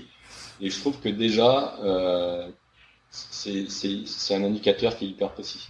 En tout cas sur moi, ça marche très très bien. Sur d'autres athlètes, j'ai constaté que ça marchait très très bien aussi. Quand ça commence à être vraiment trop stable la nuit, c'est mauvais signe. Donc déjà, sans aller chercher vraiment des protocoles et tout, parce que ça c'est le genre de truc que tu fais une semaine et puis après la vie, ça ne permet pas d'avoir un truc tous les matins. Alors t'as des gens qui arrivent à le faire, mais... Moi je le fais, tu vois, typiquement c'est un truc, alors je le fais, c'est plus expérimental qu'autre chose. Parce que j'ai pas vraiment quelqu'un qui l'interprète pour moi. Enfin bon, là, j'ai l'application évidemment, mais et donc je le fais plus à titre expérimental pour voir un peu ce que ça donne aussi, mais surtout pour voir la tendance, tu vois. Me permettre de voir, bah tiens, cette semaine-là par exemple, j'étais un petit peu en dessous, ou ce mois-là, parce que bah voilà, il y a en fait le truc c'est qu'on parle beaucoup de l'entraînement, mais bon en réalité ton stress, ta fatigue, ça vient de la manière dont tu vas dormir, bosser, te reposer, manger, enfin tu vois, je veux dire tout ça c'est ça qui va stresser ton organisme au-delà de l'entraînement et voilà, et parfois il y a des moments effectivement où tu vas sentir que soit ta charge d'entraînement augmente fort ou juste le boulot, bah voilà, t'as un stress au boulot, même t'as un stress émotionnel, perso, de couple, enfin peu importe. Et tu vas voir qu'effectivement dans cette tendance-là, bah tu vas voir justement ta rythme cardiaque qui va diminuer à ce moment-là. Et moi je trouve que ça c'est assez intéressant. Et le protocole que je fais, c'est simple, c'est 2 minutes 30 couché au réveil. Donc moi quand je me réveille, la première chose que je fais, c'est je mets ma ceinture cardiaque. Je lance mon application, c'est Elite et Charvy, mais bon, il y en a plein d'autres. Et voilà, et je le fais comme ça. Et le petit pipi d'abord. Le petit pipi d'abord, il faut d'abord aller aux toilettes. Non, mais sérieux, c'est pas une connerie. C'est qu'en fait, si tu vas pas vider ta vessie, ça peut avoir une incidence sur la mesure de ta variabilité cardiaque. Ah ouais, ça c'est vraiment le détail qui tue ça. Voilà. Mais bon, après voilà, je sais on a eu Didier Barani aussi sur le podcast il y a quelques mois que tu connais peut-être d'ailleurs. Il est dans le coin, lui, il est basé à Nice. Qui lui avait un avis un petit peu plus nuancé, on va dire, sur la mesure et de manière générale sur beaucoup de nouveaux outils, certains plus gadgets que d'autres. Mais donc voilà, enfin c'était intéressant aussi d'avoir cette discussion. Mais toi, c'est quelque chose que tu utilises vraiment dans ton coaching, quoi, de manière active. Ouais, alors c'est après, pas juste un petit plus pour qui fait un peu bling bling, quoi. C'est ça que je voulais rajouter. C'est-à-dire qu'en fait, moi, je prends pas un critère. Je trouve que ça serait dommage, tu veux, de te limiter à un seul truc. C'est-à-dire que si ça va être un critère parmi tant d'autres. C'est-à-dire que comme j'ai dit tout à l'heure, moi, le plus important, c'est l'échange. Donc, quand tu vas parler avec la personne, tu lui poses des questions. Si tu sens qu'elle est en pleine forme, que les entraînements ils passent bien, que tout va bien, qu'elle dort bien, qu'elle mange bien, et que t'as juste ça qui déconne, tu peux pas lui dire t'es crevé, quoi. Donc c'est Ou c'est peut-être le moment d'aller lui dire va faire un bilan cardio. Ouais, voilà, ou peut-être, ouais, peut-être, mais en tout cas, voilà, c'est une chose. C'est une chose parmi tant d'autres, et il faut, voilà, c'est comme quand tu t'entraînes, si tu veux. Je trouve ça bête de t'entraîner que avec des watts, ou alors que avec le cardio, ou que aux sensations, tu vois. Donc moi je pense qu'il faut, si tu veux vraiment coacher de la bonne manière les gens, il faut que tu aies un truc plus large, et surtout que tu t'adaptes à eux, parce que t'en as certains, ça va les saouler de se lever le matin, de mettre le cardio, machin. Moi je l'ai fait, hein. C'est marrant parce que j'avais essayé exactement avec la même appli que toi. Avec Elite HRV, en fait, c'est les premiers qui ont fait ça à peu près, quand c'est sorti. Et j'avais testé ça pendant plusieurs mois. Et effectivement, c'est incroyable de voir en fait l'évolution en fonction de la charge d'entraînement. Ouais, mais vu que je l'ai testé en fait, maintenant, j'ai plus besoin de le faire parce que je sais. Oui, tu l'as compris, non mais je vois ce que tu veux dire. Tu vois, donc du coup, je constate que moi, avec ma Garmin, en fait, quand elle enregistre la nuit, j'ai les mêmes résultats. Tu veux. Ça va me faire les mêmes variations, et du coup, je vais prévenir pareil le surentraînement. Et j'ai plus besoin de mettre la ceinture, de me lever, de me coucher, d'attendre, de machin. Tu vois. Et du coup, voilà, j'ai gagné du temps là-dessus. Mais effectivement, quand t'es motivé pour le faire tu vois, ça t'apprend vachement de choses. Ouais. C'est intéressant. Moi, tu vois, de mon côté, je le fais aussi régulièrement, et en fait j'arrive pas à me baser sur cette valeur-là parce que le protocole c'est sensiblement le même, hein. C'est je me lève, je vais aux toilettes. Alors moi je le prends pas allongé, je le prends assis parce que a priori on m'a dit que c'était mieux assis, et en fait j'ai ma variabilité cardiaque mais qui varie du tout au tout d'un jour à l'autre. Des jours je suis à 50, le lendemain je suis à 70, et puis le jour d'après je suis à 45, et j'arrive pas en fait à trouver la raison à ça, en dehors d'un sommeil qui éventuellement peut être un peu aléatoire, mais tu vois, ça varie pas avec les volumes ou avec les charges d'entraînement. Donc soit c'est mes données qui sont pas bonnes, soit c'est mon protocole qui est pas bon, soit il y a quelque chose. Donc forcément j'arrive pas trop à me baser sur cette donnée-là, et je peux comprendre. Soit t'es jamais en surentraînement aussi, Armano. Ah, peut-être. ce qui est plutôt pas mal. En fait, si tu veux, c'est très intéressant ce que tu es en train de dire parce que je sais plus qui en a parlé avec un coach, je sais plus lequel, mais enfin qui a parlé de ça il y a très peu de temps là sur les réseaux. Et ce qui est important en fait, c'est que tu aies une grande variabilité. C'est ça qui est important. Donc en fait, ce que tu lasses, ça veut dire que ça marche, t'es en forme. Et le jour où il te dit tous les jours, il te dit 50, là il faut que tu t'inquiètes. Tu vois? C'est ça justement, ça sert à ça la HRV. Donc peut-être que en fait c'est bien ce que tu fais. Mais peut-être que ça Bon, bah, sert à rien ça me que tu rassure. Bon, pour rebondir sur ce que tu disais, donc tu disais que toi, tu veux pas te concentrer sur une seule mesure, donc pas que sur la puissance, pas que sur l'allure, pas que sur l'AFC, pas que sur la sensation. Alors du coup, comment tu fais pour entraîner tes athlètes? Parce que j'imagine qu'au bout d'un moment, t'es perdu. Nous, si je reprends encore un peu mon exemple, avec mon entraîneur, on a testé la puissance. Bon, le problème, c'est souvent la mesure de la puissance qui est un peu aléatoire. On a testé la fréquence cardiaque. Tu parles en vélo, en course à pied. Je parle toujours en course à pied. Hein. Je suis très concentré course à pied. J'ai laissé le vélo au garage. Voilà, les histoires de vie ont fait que. Tu la mesures avec quoi la puissance? Je la mesure avec le stride. D'accord. Okay. Donc voilà, la puissance, oui, parce que mesurer la puissance avec les nouvelles montres, que ce soit avec la ceinture HRM Pro de chez Garmin ou avec l'algo de la montre, ça vaut rien. Enfin, je l'ai vu en live sur une piste. Des fois, elle me dit que je suis à 280 et puis pendant que je suis en train de regarder la montre, tu passes de 280 à 315 alors que ton allure elle a pas changé. Tu fais le même nombre de pas. Enfin, c'est pas très cohérent. Donc pour ça, j'utilise plutôt le stride. On a testé le stride, on a testé l'allure, on a testé l'AFC et finalement, ce qui est un petit peu plus cohérent, je trouve, ça reste quand même l'allure. Même si il est pas rare que une ou deux fois par semaine, mon entraîneur, il me dise, tu vas faire une séance à la sensation. Tu fais à peu près 10 bornes, tu prends pas ta montre, tu prends pas ton cardio, tu vas à la sensation. L'objectif, c'est que tu t'écoutes. Donc toi, comment est-ce que tu gères ces paramètres-là, finalement, avec tes athlètes et comment tu leur transmets, et vu que tu entraînes quand même des triathlètes, comment est-ce que tu leur transmets le fait que ces fous de données, ces data geeks, ils arrivent à s'y retrouver et à comprendre l'intérêt pour eux? Ouais. Bah après, ce que tu as dit, c'est important. Je pense que de toute manière, il faut toujours que tu aies des sensations. Parce que à force de courir avec des capteurs et tout, tu sais plus, tu connais plus tes sensations. Donc ça, c'est hyper important. Et après, c'est vraiment par rapport à la sensibilité de chacun, tu vois, que je vais m'adapter. C'est-à-dire que toi, tu vois, par exemple, tu as bien vu que les watts, ça te correspond pas. Après, ça dépend aussi de ce que tu prépares. C'est-à-dire que si tu prépares un marathon 100% plat et que tu fais que du plat, je te dirais, l'allure, effectivement, c'est super adapté, tu vois. Par contre, tu me dis, je prépare un trail, je vais faire que du vallonné, l'allure, ça vaut rien. D'accord, tu vois. Donc du coup, là, le capteur de watts, il est hyper intéressant. Tu vois. Et par contre, je vais toujours corréler avec la fréquence cardiaque parce que c'est quand même quelque chose qui est très facile à mesurer. Tu vois, alors que les watts, parfois, ça marche pas. L'allure, quand c'est vallonné, ça marche pas non plus. Tu vois. Et tu vas toujours avoir ce retour par rapport aux fréquences cardiaques et on va faire un aller-retour entre les deux. Ça nous permettre de te dire, regarde, là, effectivement, tu es dans la bonne allure, mais ta FC aujourd'hui, elle est plus haute. Tu vois? Donc, ce qui est bien avec l'appli Nolio, là, justement, c'est que tu peux avoir plusieurs plages. Et du coup, tu peux le lundi, travailler dans tes plages de FC, et puis le mardi, tu vas faire ta séance en watts. Tu vois? Et du coup, je pense que c'est enrichissant, parce que tu vas avoir d'autres sensations. Ouais, et après, justement, dans les débriefs, petit à petit, on arrive à corréler les différentes plages.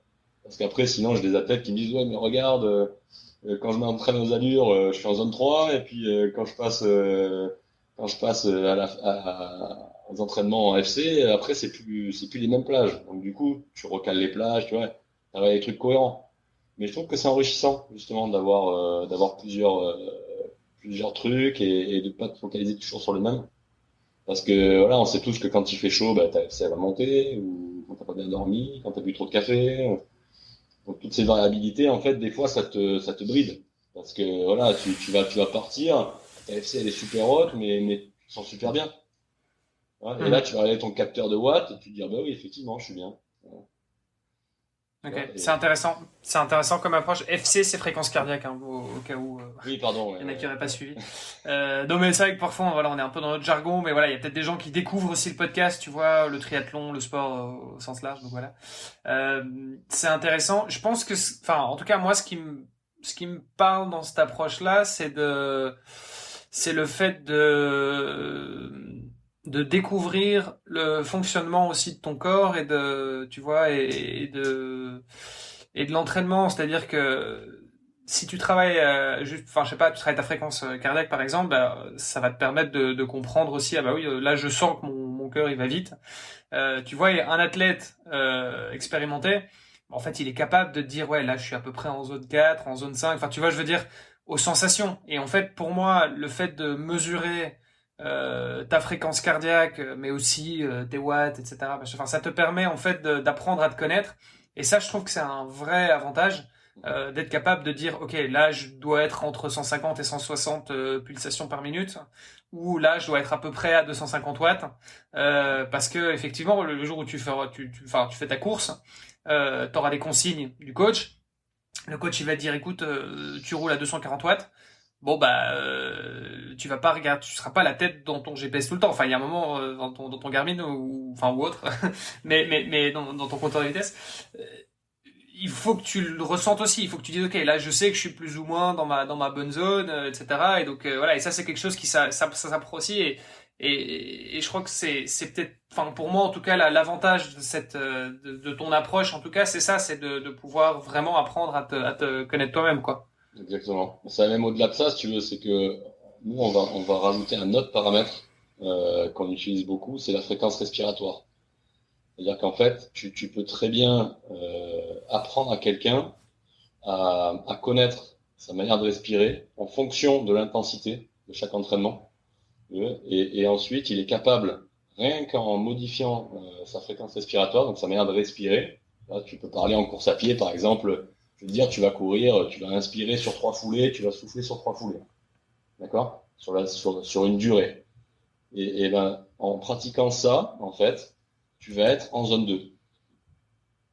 Voilà. Et en fait, okay. en endurance, hein, pour que ce soit plus simple, en endurance fondamentale, en fait, voilà, pour juste donner un petit truc comme ça, si tu cours sur 3 foulées, tu inspires sur 3, tu souffles sur 3, ben, tu vas, la plupart du temps, être dans ta zone d'endurance. Et tu peux apprendre comme ça aux gens à respirer en fonction de leur intensité d'entraînement. Et petit à petit, ben, ils ont même plus besoin de regarder leur cardio. Et ils vont se mettre dans la bonne plage. Et ça, tu peux l'adapter à n'importe quelle plage. Et dans n'importe quel sport. Ça marche aussi. Après, je pense que c'est un truc, ça, qui m'est venu, tu vois, de la natation. Ouais, c'est ce que j'allais dire, c'est ce qu'on fait souvent en natation. Enfin, quand tu fais des séances, tu respires en 2 temps, bah là tu sais que tu vas être plutôt en mode rapide, voire très rapide.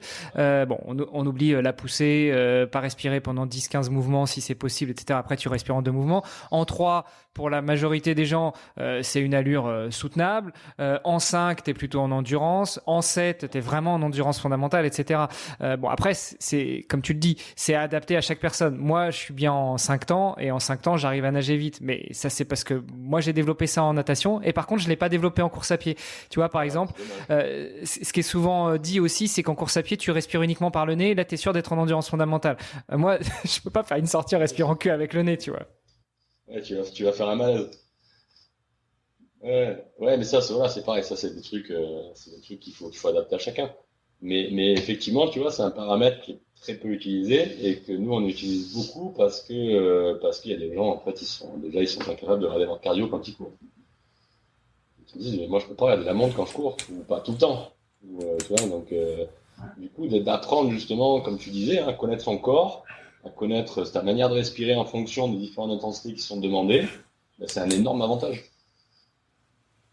Et ça rajoute encore un truc, tu vois. Ça rajoute encore un truc. Mais tout à tout, tu vas avoir de trucs justement pour valider en fait ton entraînement et plus c'est facile. Et ça, la fréquence respiratoire, c'est aussi un élément qui apparaît de plus en plus sur les montres. Je sais que sur la Forerunner 955 de Garmin, tu l'as systématiquement à la fin d'un entraînement. Tu as le petit récap et il te dit quelle est ta fréquence respiratoire. Tu l'as aussi, il te calcule aussi ta fréquence respiratoire la nuit quand tu fais des séances d'HRV, etc. Donc, ça va être, en fait, c'est des choses qu'on peut faire. Le mouvement en fait de ton diaphragme. Ouais, c'est ça. Oui, c'est pas, Ouais, c'est ouais, pas le nombre ouais. d'inspiration, enfin, ou le nombre Non, de non, foulées, ou non. le nombre de coups Ouais. de bras par rapport à ton Oui, inspiration. effectivement, il faut faire oui, parce que ça pourrait être, oui, faut faire la différence entre les deux. Moi, j'appelle la fréquence respi en course à pied. En fait, c'est ta manière de respirer par rapport à ton intensité. Donc, effectivement, les montres maintenant te donnent ta fréquence respiratoire. En fait, ça va être, en fait, ton nombre de respi, mais ça se te donne par minute. Donc, c'est intéressant aussi, hein, parce que après, tu peux calculer le volume. Enfin, tu peux rentrer dans des trucs scientifiques, hein. Mais bon, c'est pas. Ouais, après, tu peux rentrer beaucoup plus en détail. Ouais. Bon, je pense on a fait un bon tour là autour de toi, de ton expérience, de ton expertise. Il y avait un élément aussi dont on voulait parler un petit peu, c'est l'alimentation. Tu nous as dit en intro que tu étais un testeur fou, un bêta-testeur. Tout ce qui te passe entre les mains, tout ce qui te passe entre la tête, tu testes. Je me suis laissé dire que ces derniers temps, tu testais un régime plutôt low carb, plutôt cétogène. Est-ce qu'on peut en parler? Bien sûr, bien sûr, bien sûr. Euh, donc en fait, pour vous faire juste un petit résumé, j'ai testé, bon, j'ai testé végétarien, j'ai testé low carb, j'ai testé. Là, je suis en régime, ce qu'on appelle cétogène. Donc cétogène, en fait, juste pour expliquer le truc, c'est que tu vas baisser en fait la quantité de glucides. Donc on appelle glucides en fait sucre, mais la grande famille des sucres. C'est-à-dire que ça va englober le sucre, tout ce qui est goût sucré, mais ça va englober aussi tout ce qui est céréales. C'est-à-dire que pain, pâtes, riz, millet, enfin tous les trucs on te dit que c'est mieux, mais ça reste quand même du sucre. D'accord, donc tout ça, tu le diminues au maximum. En fait, ça sert à quoi? Ça va servir en fait à faire à ce que ton foie fabrique des corps cétoniques, d'où le nom régime cétogène. C'est pour ça qu'on appelle ça un régime cétogène, c'est-à-dire que ton foie va fabriquer des corps cétoniques, et c'est ces corps cétoniques qui vont permettre justement de remplacer les glucides. D'accord? Et d'après de nombreuses études, c'est hyper performant. Alors surtout au début, au niveau du cerveau. C'est-à-dire qu'on parle, après ça fait c'est un peu sec, hein, mais on parle de clarté d'esprit en fait. Ça veut dire que au niveau organisation, au niveau clarté d'esprit, il y a vraiment, moi j'ai trouvé personnellement et tous les gens avec qui je parle qui ont testé ce truc retrouvent cette sensation-là. On parle en fait de sortir du brouillard en fait au niveau organisation. Donc ça c'est assez drôle. Donc j'ai testé ça, ça fait plus de 2 ans moi que je suis dans j'aime pas dire régime, parce que le régime c'est restrictif dans ce mode d'alimentation. Mais là, c'est un peu restrictif quand même si J'ai fait tu. des tests en labo au début, j'ai fait des tests en labo, là j'en ai fait encore la semaine dernière pour valider des progressions, parce que voilà, on cible des entraînements précis grâce à des tests en labo, puis après on reteste derrière pour vraiment avoir des vraies preuves scientifiques, quoi. Et pas dire Attends, parce juste que que juste. Je te reprends juste parce que tu disais c'est restrictif, mais enfin le régime cétogène c'est quand même vachement restrictif. bah, ouais, enfin si tu veux.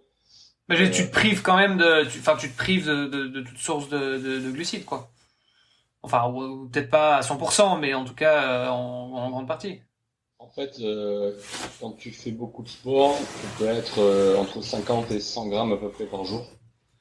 Donc en fait, ça représente. Bon, déjà au petit déjeuner, je mange quasiment pas de glucides parce que en plus ça te fait un pic de glycémie au réveil, donc je vois pas l'intérêt.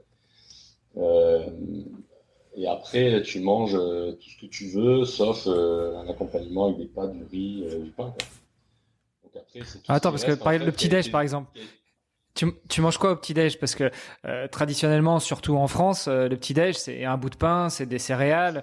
Mais toi, Non, mais tu ça, c'est manges une quoi? catastrophe. Ouais, c'est une catastrophe. Non, mais enfin, en France et en Europe de manière générale, hein, mais en tout cas, dans le monde occidental, La plus grosse erreur, c'est le le petit petit déjeuner. déjeuner. Ouais, Ah ouais, non, c'est complètement. Mais tu vas n'importe où dans le monde entier. Tu vas au Japon, tu vas au Mexique, en Colombie, en Afrique, enfin n'importe où. Les gars, ils mangent salé au petit-déj, hein. Oui, Enfin, oui, c'est une voilà, c'est ça. aberration, hein. Ouais, ouais. Non, c'est vrai, hein. Alors, je sais pas d'où ça vient exactement. Est-ce que c'est l'influence des lobbies agroalimentaires? Enfin, j'en sais rien. Je pense Mais en tout personnellement parce cas, que si tu regardes il y a longtemps, si tu veux, les gens mangeaient pas comme ça au petit déjeuner. tu vois, mon arrière-grand-père qui était minotier, le matin, il mangeait du fromage. Tu vois, mangeait, tu vois, enfin, il mangeait pas de la confiture. Ouais. Là, le truc, c'est devenu pain, confiture, tu vois, enfin, Ouais, au pire, Nutella, voilà. avec Après, les céréales avec ton jus, le jus avec des d'orange, le jus tigres et d'orange pressé. des singes sur la boîte. Alors là, Ouais, ouais. c'est une Non, et catastrophe. le jus d'orange pressé, tu vois, pareil, c'est une C'est bombe de pareil. sucre. C'est pareil. C'est une bombe de sucre en fait. Et pourtant, c'est quand même le truc qu'on te sert systématiquement. On te dit c'est bien, c'est des vitamines C. Alors oui, ok, oui, c'est des vitamines C, mais c'est aussi une bombe de sucre. Et pour le matin, c'est pas l'idéal, quoi. Exactement. Non, moi, il est tout. Enfin, dans mon petit déjeuner, tu sais, c'est des œufs, du jambon, du fromage. Après, j'ai trouvé des pains qui sont plutôt typés protéinés, où t'as très peu de glucides dedans. Donc du coup, ça me permet d'avoir un support, tu vois, pour mettre un bon beurre. C'est gras, protéines et un kiwi ou un truc comme ça. Voilà. Et c'est pas tous les jours. Je mange un fruit le matin, mais en Ouais. général c'est ça et ça me permet en fait, même je pourrais ne pas manger à midi. Et, parce que justement il y a pas cette dépendance en fait aux glucides qui va faire que tu vas être obligé de manger tous les 4 heures. C'est pour ça que les enfants, ils prennent un petit déjeuner, puis après à 4 heures, à midi, puis après à 16 heures, tu leur donnes rien, ils font une hypo, ils sont insupportables, et puis ils doivent manger à 20 heures. Parce que tu les maintiens en fait toujours en hypo, en fait. Et il faut toujours amener ce sucre toute la journée. Mais enfin, moi, alors, je suis pas un régime cétogène au sens strict, mais en général, enfin, je pense que je prends pas beaucoup de sucre de base, et en tout cas pas le matin au petit-déj. Moi, enfin, ça m'arrive de manger, je sais pas, des carottes le matin avec, tu vois, des feuilles de chicon que je trempe dans du houmous, enfin, tu vois, des trucs comme ça, ou du beurre de cacahuète aussi, ça c'est pas mal. Et donc, effectivement, c'est beaucoup plus orienté lipides le matin. Maintenant, moi, à midi, faut que je mange. Hein. Ouais. Et peut-être que Donc, c'est parce que je vais pas autant à ce point-là, tu vois. Mais... Ouais. Le bol de Peut-être céréales parce que que- tu avalais tout à l'heure, c'était parce que ça fait déjà 4 heures que t'es réveillé, c'est ça? Oui, mais bon, ça c'est pas des céréales. Enfin bref. Eh oui. Non, En c'était fait, pour c'est la ça. blague, c'était pour déconner. Non, mais en fait, si tu veux, c'est faire la différence entre sucre, goût sucré et glucides en fait dans la grande famille. Et en fait, tu te rends compte qu'en fait, au niveau du foie, ça va avoir exactement la même conséquence. Tu vois, alors c'est très schématisé, hein. Mais dès que tu dépasses une certaine quantité, en fait, ça a plus d'intérêt d'être en low carb, on va dire. Alors, ça sera toujours mieux pour ta santé. Mais si tu te testes, en fait, là, j'ai fait des tests avec des analyseurs de cétose, en fait. Et à partir certaine quantité, ton foie va plus se fatiguer à sécréter quelque chose qui lui demande du travail. Il va juste prendre le peu de glucides que tu lui donnes. Tu vois, donc tu vas juste être peut-être fatigué, mais tu n'auras pas le côté positif, tu vois, du régime cétogène où justement tu vas avoir de l'énergie parce que ton corps va avoir accès aux lipides, au stock de lipides.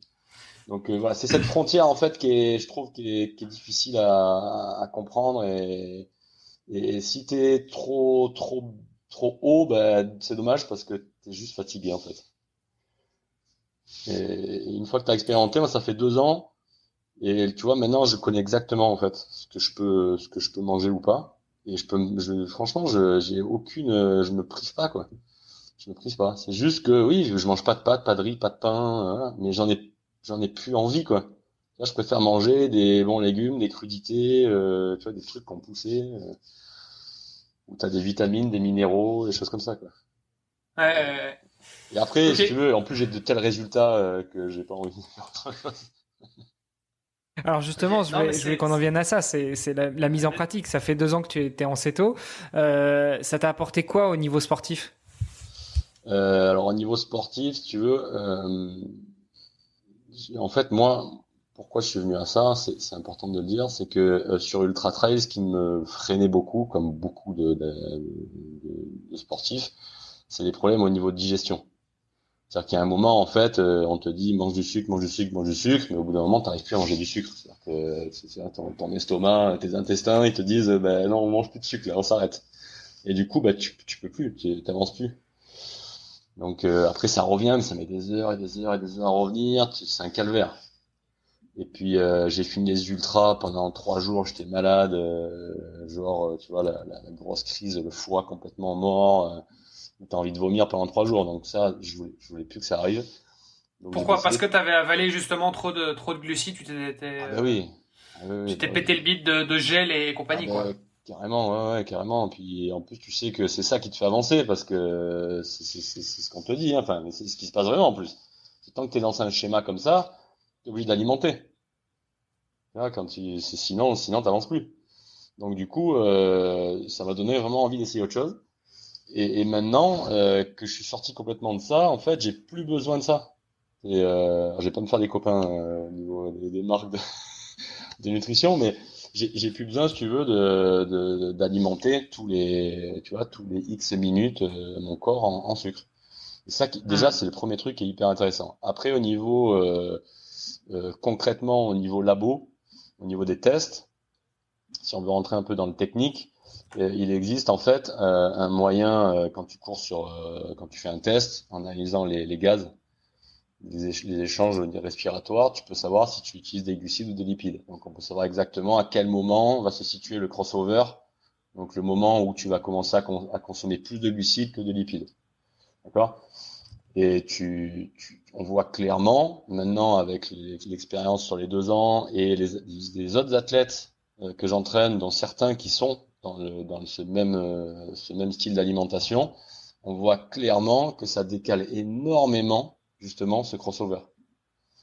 Pour donner un ordre d'idée, j'ai fait 2 tests. J'en ai fait un en juin, donc ça faisait plus d'1 an et demi que j'étais en céto. J'avais décalé mon SV1 à 14 km heure. Non, oui, mon SV1 à 14 km heure avec mon crossover aussi. D'accord? Donc si tu regardes des courbes classiques, ça arrive quasiment tout de suite. C'est-à-dire qu'on a certaines personnes, on les fait monter sur le tapis à 8,5 km heure. Ils ont déjà passé leur crossover, ils commencent déjà à taper dans les glucides, en majorité. D'accord? Il faut savoir que les deux filières commencent toujours en même temps. D'accord? Donc ça fait deux courbes qui vont se croiser ensuite, et ensuite, hop, elles vont revenir dans l'autre sens. D'accord? Donc ça fait un schéma en croix comme ça. Et en fait, plus t'es D'où endurant le et plus, crossover. voilà, d'où le crossover. D'accord? Et en fait, ce point, en fait, est super important quand tu fais de l'endurance parce que plus tu vas le décaler, en fait, vers la droite, et plus, en fait, tu vas être à l'aise à des vitesses, à des hautes intensités, mais tout en restant en endurance. Ok? Donc, on voit simplement alors, moi, je triche un peu parce que je cumule régime cétogène et volume d'endurance. D'accord? Donc, les deux vont faire que ça va se décaler vers la droite. Mais maintenant, je peux vous affirmer que même sur des personnes qui courent beaucoup moins, qui font du trail en loisir, mais qui sont dans des régimes comme ça, on voit très bien quelles sont nos alimentations de ce type. Parce qu'on voit que justement, elles utilisent des lipides beaucoup plus longtemps. Et c'est hyper intéressant parce que t'es beaucoup moins susceptible de faire des hypos pendant l'effort.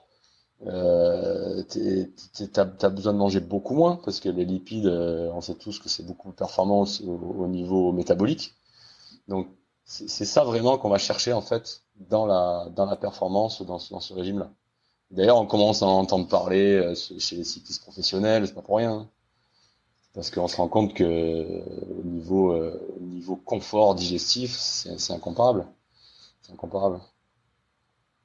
Ok, et en même temps, on a eu justement, il y a pas longtemps, sur le podcast, quelqu'un qui disait enfin, qui était pas forcément d'accord avec ça. Mhm. Euh, alors bon, il est pas là, donc je sais pas. Peut-être qu'il faudra qu'on organise un débat à l'occasion. Mais voilà, c'était Loïc Lepoutre, qui est Mhm. coach également, et qui lui disait que le low carb ou régime cétogène n'était pas adapté aux sportifs et que c'était une aberration biologique. Je reprends ces mots hein, tels quels. Ouais, ouais, tout à fait. Donc, Il a testé? il faudra lui demander. J'ai peur D'accord. de dire des bêtises, donc voilà. Mais c'est pour ça que enfin, Ouais, ouais, faudrait tout pas à fait. rentrer dans Non, non, non, l'affront tout à fait, tout à parce que fait. voilà, c'est pas le but. C'est pas le but Mais du tout. Et voilà, peut-être qu'on organisera des débats à l'occasion. Voilà, dites-nous si ça vous intéresse d'avoir des débats sur ce genre de sujet, je sais pas, en commentaire ou quoi, ou vous nous envoyez un petit message. On pourrait organiser des formats dans ce style-là, mais en fait, voilà, j'amène juste ce point-là pour dire, il n'y a pas non plus, il n'y a pas un consensus universel aujourd'hui là-dessus. Non, pas du Donc tout. voilà, ça reste encore des croyances. Donc qu'est-ce que dit la science autour de ça? On a eu Mais, des, ouais. je pense qu'il y a je pense que même la science n'est pas tout à fait. S'il n'y a pas de consensus, c'est que en général, c'est au niveau scientifique. Après, bon, si comme je sais pas, le réchauffement climatique, 98,98% des scientifiques te disent oui, il y a bien un changement climatique. Ok, pour moi, il n'y a pas de consensus. Tu vois, mais là, je pense que voilà, il y a plusieurs études à mon avis qui se contredisent un petit peu. Et donc D'accord. aujourd'hui vraiment, voilà, donc, on a des ressentis, on a des expériences différentes, mais voilà, il y a pas un consensus pour autant. Je pense que c'est juste important de le préciser. Ah ouais, non, mais tout à fait. Après, il faut quand même dire que moi, je vais pas orienter tout le monde dans ce sens, hein. C'est-à-dire qu'après, c'est vraiment des choix. C'est-à-dire que si tu fais du sport, que tout va bien, que tu n'as aucun problème, ben, tu as de la chance. Et voilà, et tu peux faire ce que tu veux. Après, moi, j'expérimente parce que j'aime expérimenter.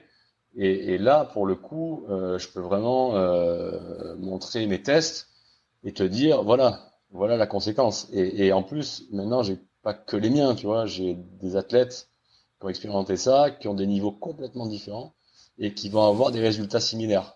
Donc, on commence à pouvoir dire, il se passe quelque chose quand même. Donc voilà. Après, je dis pas que c'est révolutionnaire. Voilà. Par contre, le seul truc qu'il faut dire quand même, c'est que des études, peut-être que t'en auras pas, parce qu'il y a rien à vendre. On est bien d'accord.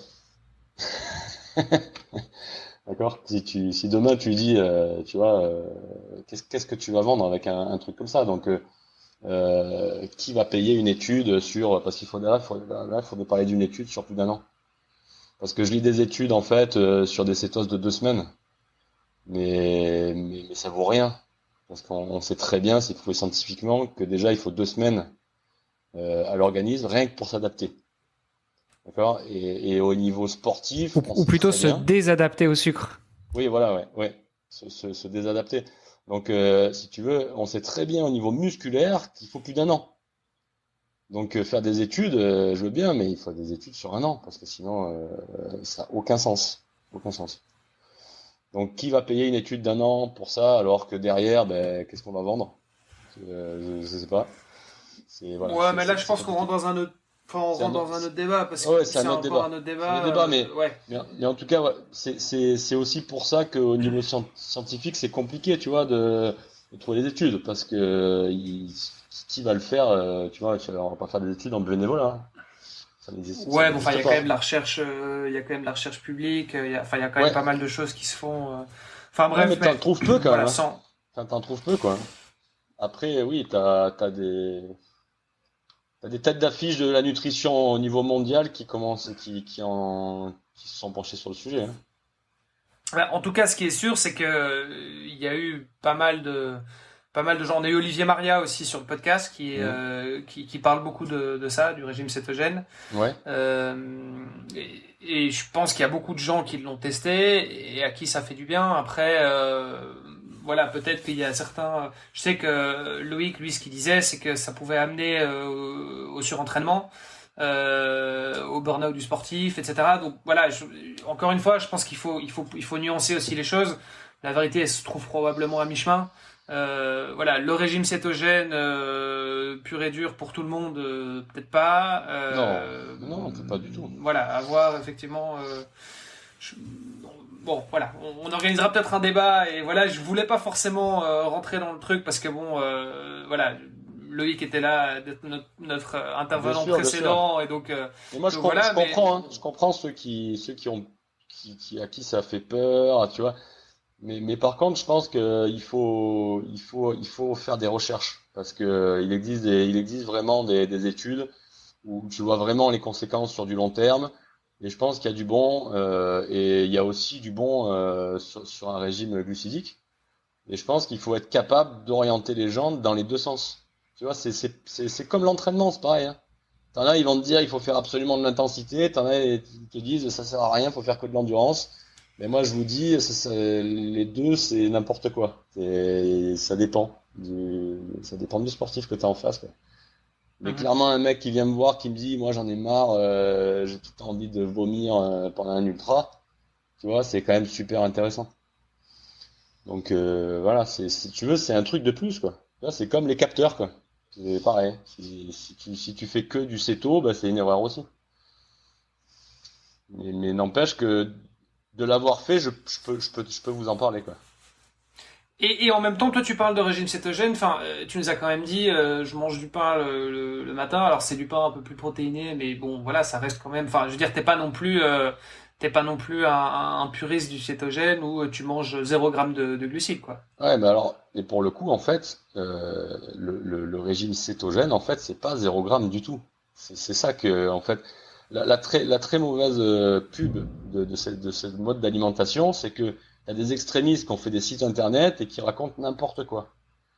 Et qui s'appuient même pas sur des faits scientifiques, en fait, parce que, en fait, le but du jeu, c'est quoi? C'est que ton corps revienne à un état initial où lui va aller chercher ta graisse corporelle, il va être capable de consommer beaucoup plus facilement le gras. Chose qu'il ne sait plus faire parce que tous les jours tu lui amènes du sucre. Donc forcément, bah, il prend, c'est plus facile, donc il va prendre ça. Et en fait, c'est ça. Et chacun est différent en plus. C'est ça qui est drôle, c'est que t'as des gens, bah, il va falloir qu'ils se privent à mort et qu'ils soient à 20 grammes par jour. Et bah, t'en as, ils ont de la chance, à 100 grammes par jour, ils sont en cétose. Tu vois. Et ça, ben, il faudrait faire des études pour savoir pourquoi peut-être, tu vois. Mais c'est une réalité. C'est une réalité. Et t'en as, ils mangent comme tout le monde et ils sont en cétose quand même. Tu vois. Et c'est injuste. Et voilà. Et c'est ça qui est intéressant.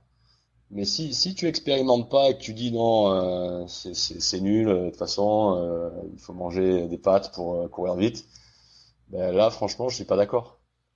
Tu vois, pour vous donner un ordre d'idée, en juin, j'ai fait un test sur tapis, j'avais 62 de VO2 max. D'accord? J'ai fait un test la semaine dernière, je suis à 67 de VO2 max. D'accord? Et dans la même semaine, c'est marrant parce que j'ai lu un article comme quoi, en régime cétogène, ben, tu pouvais pas faire d'intensité. Tu pouvais pas être bon sur du court. Tu vois? Et c'est complètement contradictoire, tu vois. Alors comment t'expliques que moi j'arrive à battre tous mes records sur des montées, tu vois, j'ai des montées références vers chez moi, tu vois, et je bats tous mes records. Alors que, tu vois, alors comment t'expliques ça? C'est pour ça que il faut t'intéresser à tout et il faut savoir conseiller le truc qui est adapté à chacun. Et ça, pour toi, ces records, c'est lié exclusivement à ton régime ou bien c'est C'est c'est un c'est mode tout, c'est d'entraînement, de un tout. l'expérience. Enfin, tu vois, il y a d'autres choses aussi, non? C'est un tout, bien sûr. Bien sûr, c'est un tout. Mais en tout cas, je peux dire que tu vois, je suis pas obligé d'aller me prendre un gel avant de faire ma montée pour performer, quoi. C'est-à-dire que comment fait mon corps pour avoir l'énergie pour faire ça? Il est forcément sur un mode lipidique, tu vois. Donc, on peut dire quand même que c'est possible d'aller vite sur un mode lipidique, tu vois. Voilà. Et après, il faut pas oublier quand même que malgré le fait que tu sois dans un régime alimentaire comme ça, tu as quand même un stock de glycogène. Il faut pas l'oublier, en fait, parce que t'en manges quand même. T'es pas à zéro, tu vois, c'est ça qu'il faut comprendre. Donc tu vas quand même recharger, tu vois, et t'as des études, si tu cherches, t'as même des études qui vont te dire, alors après, il y a certains qui vont dire que c'est pas vrai, mais que tu peux recharger aussi bien en mangeant des légumes, des choses comme ça, autant qu'en mangeant 1 kilo de pâtes. Et ça va pas être beaucoup plus rapide en te gavant de glucides. Donc si tu veux, Mhm. on peut pas dire que ça fonctionne pas. Mais moi je suis pas pour dire que il faut que tout le monde doit faire ça. Ça serait une erreur aussi. C'est ma manière de coacher, c'est ma manière aussi de, tu vois, voilà. C'est un tout, hein. Moi je vais tout aborder comme ça parce que je trouve que ce sera plus adapté. Euh, et juste pour terminer sur le régime céto, justement, donc toi, on l'aura bien compris, tu fais du trail, plus particulièrement de l'ultra trail, donc du long, du très long. Mhm. D'ailleurs, tu nous as pas dit un petit peu quels étaient tes derniers résultats ou tes dernières courses. par rapport à ce régime céto, si tu devais le conseiller justement à quelqu'un, alors on l'a bien compris, tu ne conseilles pas à tout le monde, mais si tu penses que quelqu'un était plutôt adapté ou serait plutôt réceptif à ce genre de régime, ce serait plutôt des gens qui vont sur du court, sur du très court ou justement plutôt sur du long pour pouvoir bénéficier de cet effet cétogène. De manière comme ça, ça serait plutôt sur du long parce que le confort, effectivement, il est optimisé. C'est-à-dire que sur du long, quand tu as besoin de manger beaucoup moins, c'est quand même beaucoup plus simple. Après, ça peut être aussi au niveau intestinal. T'as pas que les niveaux, le côté sportif aussi. Mais si on se restreint vraiment au format de course, forcément, ça va être tu vas t'orienter plus là-dedans quand tu fais des efforts qui vont dépasser les 4 heures, plutôt que si tu vas faire un marathon. Tu vois. Mais ce qui est intéressant aussi, c'est que dans un mode comme ça, tu pourrais faire un marathon avec rien, avec zéro. C'est-à-dire que tu bois que de l'eau pendant le marathon, et ça passe sans problème. C'est-à-dire que c'est ça aussi qui est intéressant. C'est-à-dire que le mur du marathon, il n'existe plus. Ça, c'est quand même intéressant, tu vois. Et on n'en parle pas du tout. Ouais, écoute, moi je suis pas en cétogène, mais là dimanche dernier j'ai fait 35 bornes d'entraînement, j'ai couru avec 1 litre d'eau et une poignée de noix. Donc tu vois, j'ai pas eu besoin d'aller chercher du glucide, quoi. Ouais, mais après c'est une question d'intensité. Ouais. Et puis bon, il y a aussi d'autres. Enfin, tu vois, il y a encore d'autres régimes. Hein. Il y a le régime scandinave, par exemple. Enfin, tu vois, qui consiste plus justement à habituer le corps à aller chercher justement dans les lipides dans un premier temps. Donc, en gros, être en état de cétose le plus longtemps possible. Ouais. Donc, habituer ton corps à ça, mais quand même refaire une grosse réserve en glucides et donc en glycogène la semaine avant ta course, et puis encore bien chargé en glucides au moment de ta course. Moi, c'était l'approche en tout cas que j'avais prise, que je continue à prendre depuis maintenant quelques années, et ça je l'ai découvert avec Valentin Lacroix, qui est nutritionniste et qui accompagne pas mal d'athlètes pro. Et qui est passé sur le podcast et qui a aussi coécrit le livre Devenir triathlète avec nous. Et donc voilà, ça c'était son approche, et je pense que c'est aussi l'approche de la clinique du coureur, en tout cas.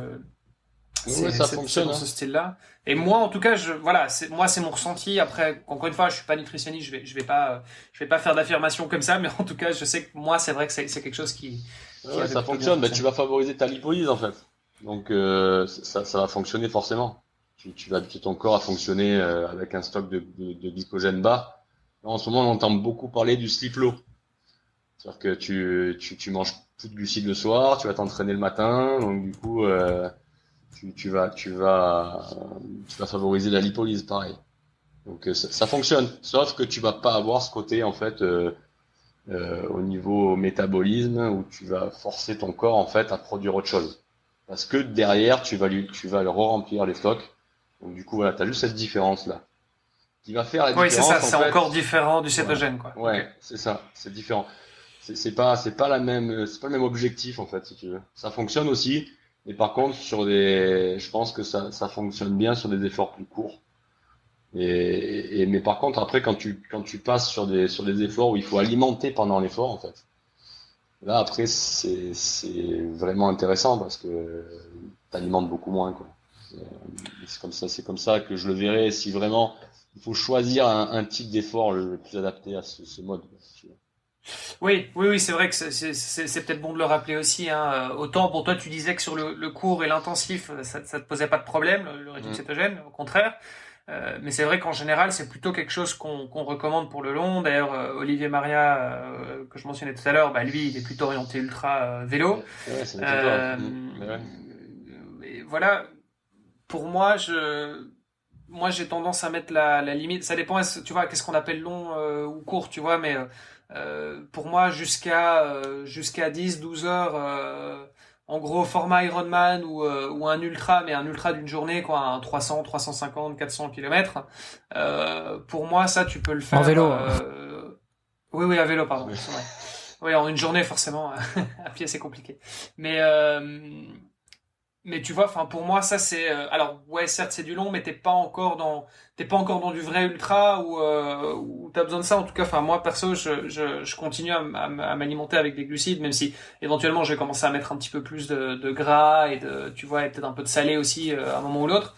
Mais sinon, je continue quand même à fonctionner avec du glucide. Mais encore une fois, ça dépend aussi beaucoup, je pense, de ta résistance, tu vois, au niveau de ton Exactement. système digestif. Enfin voilà, Ouais. est-ce que tu es capable en fait d'encaisser Exactement. tes X grammes de glucides parce que alors ça dépend, hein, on part entre 60 et 90 grammes par heure. Bon, je crois que ça dépend un petit peu de chacun, mais en gros, c'est à peu près ça qu'on est capable de prendre. Voilà, est-ce que toi, ton système digestif est capable de faire ça? Est-ce que tu l'as entraîné aussi? Parce qu'il y a ça. Est-ce que tu es habitué Ça, à tout à voilà. fait, tout à fait. C'est tous ces paramètres en fait là. T'as bien raison. Qu'il faut prendre en compte pour orienter quelqu'un. C'est-à-dire que je te dis, si tout se passe bien, pourquoi tu devrais changer? Tu Oui, vois, si tout se passe bien et que tu as les performances qui sont à la clé, il y a aucune raison de changer, à part si c'est vraiment le côté santé, tu vois. Mais là, si on parle vraiment de performance, il n'y a aucun problème. Tu peux t'envoyer 100 grammes de glucides par heure, hein. T'en as plein qui tournent comme ça, hein. Mais moi, en tout cas, je sais que moi, c'est impossible. Tu vois, dans mon cas perso, c'est impossible. Et je connais plein de sportifs dans le même cas, en fait, tu vois, qui sont limités par ça, en fait. Donc voilà, et là, c'est intéressant. Sinon, effectivement, ça sert à rien. ouais, ouais, ouais. Manger du Ok. pain. Bon ben ok ben je pense qu'on va conclure cette partie sur la nutrition qui était intéressante, mais bon, en conclusion, il n'y a pas de dogme, essayez, testez et voyez ce qui marche pour vous. Je pense que ça reste encore peut-être la meilleure recommandation qu'on Et puisse donner. évidemment, c'est comme pour tout. C'est comme pour tout. Pour l'entraînement, c'est pareil. Bah, du coup, on parlait d'entraînement, on a quand même beaucoup parlé de toi, de ce que tu as fait, etc. En toile de fond, tu dis souvent on ou nous, Oui. c'est-à-dire que tu t'entraînes tout. Enfin, déjà, toi, est-ce que tu t'entraînes tout seul? Est-ce que tu es entraîné par quelqu'un? Première question. Et puis ensuite, qu'est-ce que tu fais en fait dans la vie avec ce on ou nous? Exactement. Euh, donc en fait, j'ai coaché pendant très longtemps seul, d'accord?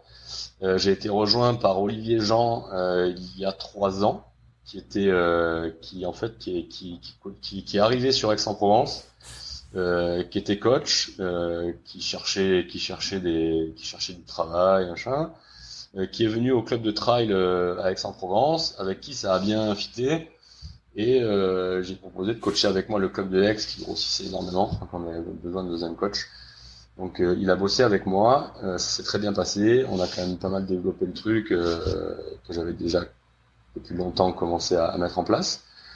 Et l'année dernière, on a pris 2 stagiaires, dont Nicolas Guilleneuf, qui a le podcast Let's Trail, et avec qui voilà, ça s'est super bien passé. Et qu'on embrasse. Pardon? Je disais et qu'on embrasse, hein, un petit coucou à Nico. Oui, bien sûr. Et du coup, on a décidé de s'associer à 4 avec Benjamin Bernardini, qui pareil était stagiaire l'année dernière. Et en fait, on s'est associé à 4, donc on est 4 coachs. Et on a fondé Expert Sport Coaching. Alors que la marque existait déjà, hein, mais on a créé la boîte depuis la rentrée dernière. Donc on a officialisé, si tu veux, l'association et ce que je fais depuis 20 ans, on l'a officialisé là l'année dernière. Donc en fait, on propose en grande majorité en fait du coaching à distance, comme j'expliquais tout à l'heure, avec un débrief hebdomadaire que j'estime être le plus important pour voilà pour mettre à jour les plans d'entraînement. Tu as un plan d'entraînement au jour le jour, donc avec l'application Nolio qui est une des applications hyper modernes maintenant qui fonctionne super bien avec des outils connectés.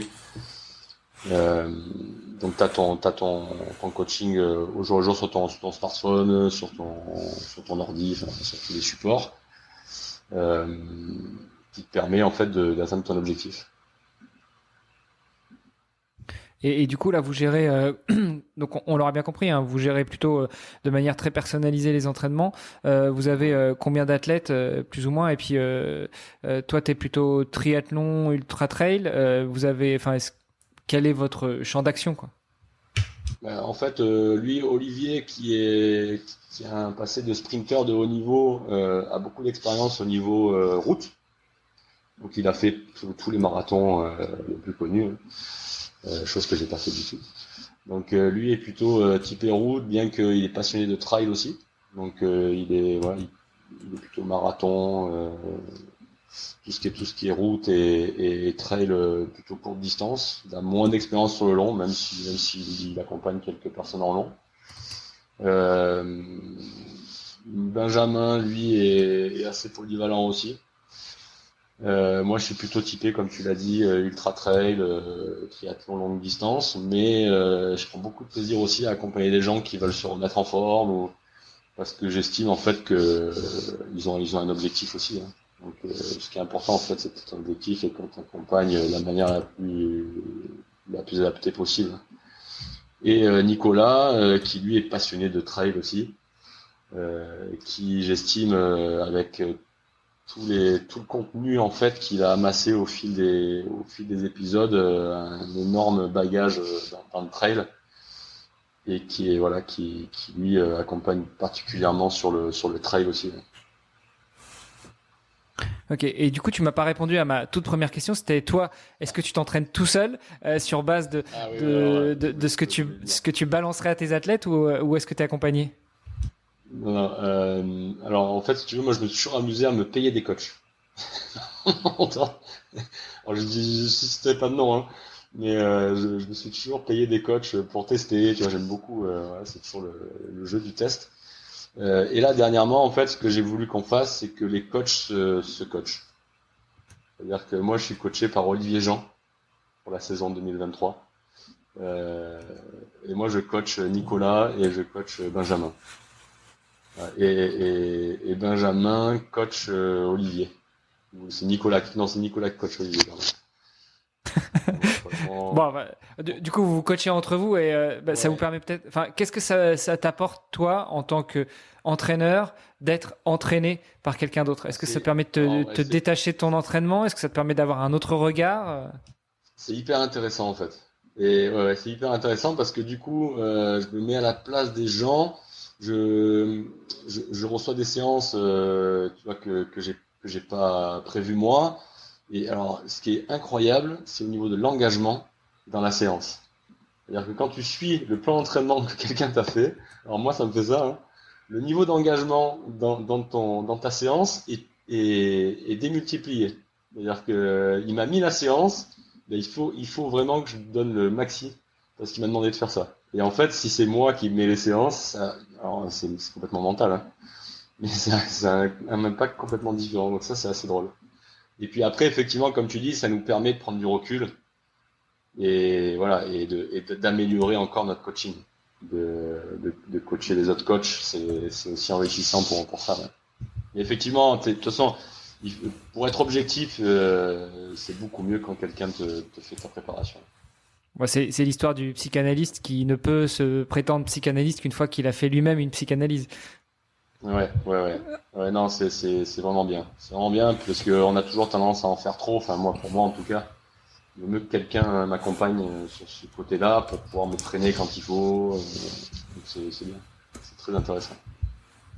Ok. Ouais. Et c'est un peu le principe de l'accountability, comme on dit en anglais. Je sais pas quel serait le meilleur mot en français. Mais en gros, rendre des comptes, quoi. Tu dois rendre des comptes à ton coach. Entre guillemets, il y a quelqu'un qui va regarder ce que t'as fait et qui va pouvoir peut-être pas, enfin si, te juger, bon, enfin voilà, surtout te donner du feedback, quoi. Et donc voilà, t'as des comptes à rendre. Et c'est pour ça qu'il y a il y a des athlètes qui sont juste, ils sont très bons. Ils connaissent très bien la science de l'entraînement, c'est ce qu'ils ont étudié, etc. Mais voire même ils sont coachs comme toi, mais au moins, en fait, mon coach dans certains cas, il va peut-être pas m'apporter des connaissances parce que à la limite je les ai déjà, mais au moins j'ai ce truc, je sais que je dois lui rendre des comptes, quoi. C'est ça. C'est ça, puis ça te fait réfléchir en fait sur sur ton volume d'entraînement, sur voilà, peut-être la séance que tu vas faire qui est en trop, tout ça en fait, c'est bien en fait, c'est juste le dialogue en fait, hein. Tu sais, souvent, plus les athlètes sont bons en fait, et plus le débrief en fait va permettre de prendre du recul un peu. Voilà, on a eu la chance de faire rentrer deux trailers vraiment de haut niveau. Et en fait, je me rends compte de ça, en fait. C'est que le dialogue est hyper important, en fait. Parce que ils savent très bien ce qu'il faut faire, en fait. Mais c'est juste que, en fait, ils ont la tête dans le guidon, machin, et quand tu leur dis, mais là, fais attention quand même, parce que tu me dis que t'es fatigué, tu veux repartir demain t'entraîner, et là, voilà, ils vont te dire, ah oui, effectivement. Ah, peut-être que c'est mieux, et puis ils prennent du recul, et puis finalement, ça fonctionne bien comme ça. Oui, ça permet d'objectiver aussi, hein. C'est ça. C'est vrai que c'est important. C'est quelqu'un d'externe qui va dire est-ce que tu es sûr de toi Et parfois c'est même des gens qui, tu sais, qui n'y connaissent rien du tout, tu vois. Ça peut, ouais. Mais enfin, ce que je veux dire, je dis pas que enfin bon, si ton coach il connaît rien du tout, c'est peut-être pas un bon signe, mais je veux dire parfois, non mais parfois il y a des gens, tu vois. Ça peut être, je sais pas, ça peut être un de tes enfants ou Ouais. tu vois, ou quelqu'un qui connaît absolument rien en sport mais qui va te dire un truc, c'est un peu innocent, de Mhm. ouais, t'as quand même l'air fatigué, t'es sûr que tu veux y aller, enfin tu vois. C'est vrai. Et en fait, bah ouais, finalement, ça fait partie de ton coaching, quoi, tu vois. Ouais, C'est ouais, quelqu'un Ça me rassure pas, ça qui fait va te quelques jours donner que ma un femme me avis. dit que j'ai une sale tête. Non, mais c'est vrai, tu vois, mais c'est le genre de truc, c'est des signaux faibles, tu vois, qu'il faut interpréter aussi, tu vois. Parce que tu le vois pas forcément quand t'as une sale gueule, bah en fait tu t'es habitué de toute façon à te voir et tu remarques pas forcément que t'as une sale gueule, tu vois, C'est que vrai. t'as des traits un peu marqués, que t'es fatigué, machin, parce qu'en fait bah t'es dans ton truc et c'est quelque chose aussi parfois qui vient se, tu sais, c'est quelque chose qui s'accumule, c'est une fatigue qui s'accumule, c'est un stress qui s'accumule et en fait t'arrives, tu sais, c'est un peu le syndrome de la grenouille, là, tu vois, dans la casserole d'eau qui chauffe, en fait, tu te rends pas compte que l'eau, en fait, c'est agréable au début, et puis, voilà, et puis, en fait, et c'est pas mal d'avoir quelqu'un d'externe qui va te dire, ouais, bah, attention, fais gaffe quand même, quoi. Ouais, ouais, c'est tout à fait ça. C'est tout à fait ça. C'est aussi notre job, tu vois, de vraiment être à l'écoute et de tirer la sonnette d'alarme, tu vois. Et ouais, ouais. On fait les deux, en fait. C'est soit faut que tu motives, soit qu'il faut que tu freines. Voilà. Et l'idée, en fait, c'est de trouver le juste milieu et puis de naviguer entre ces deux eaux, quoi. Stop, vas-y, stop, Exactement. vas-y, stop, vas-y. Euh, Exactement. Thomas, je crois qu'on a quand même bien avancé sur tout ce qu'on avait à échanger avec toi. Pour terminer, on a une autre tradition dans ce podcast qui s'appelle Ah, Devenir triathlète. C'est qu'on demande à notre invité, à ton avis, comment devenir triathlète. Alors là, toi, tu peux répondre de toutes les manières que tu veux. T'es coach, t'as pratiqué. On espère que tu vas repratiquer à nouveau. T'as un frère qui a été 2 fois à Hawaï. D'ailleurs, on te parlait de name dropping. Faudra peut-être que tu nous files ses coordonnées. Donc, pour toi, Thomas, comment devenir triathlète? alors, comment devenir triathlète? Vous avez parlé pour un débutant, hein, parce qu'on parle de devenir, donc c'est quelqu'un qui n'est pas du tout, hein. Euh, je pense il faut l'aborder vraiment à essayer de prendre du plaisir dans les trois sports. C'est-à-dire que, alors en vélo, ça dépend, ça n'a jamais fait de vélo, c'est très compliqué. Mais peut-être que vraiment faut pas y aller en force du tout, moi je pense. C'est vraiment un truc qu'il faut aborder d'abord, surtout pas avec des séances de vitesse. Je dirais, bon, ça marche pour tous les sports, hein, c'est un peu facile comme réponse, hein. Mais je pense que là, c'est très important parce que tu as trois sports, tu as trois techniques différentes. Donc je pense que d'abord, il faut être à l'aise dans les trois, faire du vélo tout doucement en promenade, apprendre à nager. Je dirais, mais c'est 100% technique au début. 100% technique, essayer de faire les trois sports chaque semaine tranquillement. Et voilà, et déjà si tu arrives à faire, selon ton emploi du temps, si tu arrives à faire une fois les trois déjà, pour certains c'est compliqué parce que aller nager, il faut aller à la piscine, ça prend beaucoup de temps. Faire du vélo, bah tu peux pas le faire en semaine en général, c'est très compliqué, à part si tu le fais sur un home trainer, un vélo sur home trainer. Et la course à pied, voilà, c'est peut-être le truc le plus facile pour commencer. Moi, mon conseil, ça serait ça, c'est d'essayer de faire un peu les trois sports doucement et vraiment se concentrer sur la technique. Et surtout pas écouter les potes qui te disent faut que tu fasses du fractionné, machin. Voilà, parce que au début, ça sert à rien. C'est le truc de Mark Allen qui met le plus dans son discours, c'est la distance en premier. Voilà. D'abord tu maîtrises la distance et ensuite tu t'occupes de la vitesse. Et ça, franchement, dans mon coaching, c'est vraiment ce que je mets. C'est d'abord ce que je vais regarder. D'abord, est-ce que tu sais faire la distance? Est-ce que tu maîtrises la distance? Et une fois que tu maîtrises la distance, après on peut parler de vitesse. Mais ne parle pas d'aller faire des 30-30 pour faire un marathon si déjà faire 40 km ça te fait peur, quoi. Donc je pense que voilà, c'est ça, tu vois, le meilleur conseil que tu peux donner. C'est marrant parce que en général, et tu vois, la plupart des athlètes pros, ils ont quand même commencé par être rapides et puis par augmenter les distances. Ouais, ouais. Ouais, tu Et regardes l'histoire, ne serait-ce qu'en triathlon. Les gens, ils commencent par du sprint, après ils passent sur du courte distance, après ils passent sur du L, après ils passent sur de l'Ironman. Donc d'abord ouais, la vitesse, l'explosivité, et après la distance. Bon, ça vient aussi de la physiologie, hein, forcément. Si tu fais un Ironman à 18 ouais. ans, tu vas peut-être pas l'avaler de la même manière que si tu le fais à 40 ans Non. avec 20 ans de pratique. Après, ce qu'il faut nuancer en fait, c'est que quand tu débutes, un S, c'est long. C'est ça en fait qu'on a du mal à comprendre. C'est-à-dire que tu vois, en trail, c'est la course, c'est l'escalade à la distance. C'est-à-dire que maintenant, les courses, elles font 350 km. Tu vois, mais ce qu'on sait pas, c'est que le débutant qui vient au club, faire un 20 km, c'est un ultra. C'est-à-dire que c'est très très long. Donc d'abord, faut que tu maîtrises cette distance de 20 km. Et après, pour un trailer aguerri, 20 km, effectivement, c'est une distance qui est courte. Mais si tu sais, si tu n'apprends pas à faire la distance d'abord, et que tu vas faire des fractionnés, ça sert à rien. C'est-à-dire d'abord apprends à avoir une base. De toute façon, la base de l'entraînement, c'est quoi? C'est l'endurance. Donc si t'as pas la base de cette endurance, ça sert à rien que tu fasses de la vitesse. D'abord, tu construis ta base et après tu vas mettre de la vitesse. Et Oui, c'est relatif. Donc en gros, ce que tu veux dire, c'est soit capable de nager 500 mètres sans t'arrêter, soit capable de courir exactement. 20 minutes sans t'arrêter, et Voilà. après on ira mettre du fragmenté. Voilà. Voilà. Ouais. Ouais, Et tout donc on à fait. parle vraiment là tu parles vraiment du débutant Ah oui, quoi, oui, bah, quand tu me dans dis, les trois sports quoi. quand tu me dis Ouais, comment mais c'est devenir ça. Non, mais, triathlète, devenir, ça veut non, mais dire parce que que, souvent non, mais tout à fait, ouais, ouais, c'est ça. Non, ouais. parce qu'il y a des triathlètes effectivement qui viennent tu vois, qui ont déjà des bases dans certains sports ou quoi, Voilà, après, ouais, et donc là, ouais. effectivement, c'est vrai que là, pour le coup, ton conseil, il est vraiment dirigé pour ceux qui débutent dans les trois Oui, sports. oui, C'est ça, ou en tout cas dans l'un des trois, c'est vraiment, si on débute quelque chose, c'est la technique avant tout. En gros, c'était exactement. le mot de la fin, quoi. Oui, c'est ça. Génial.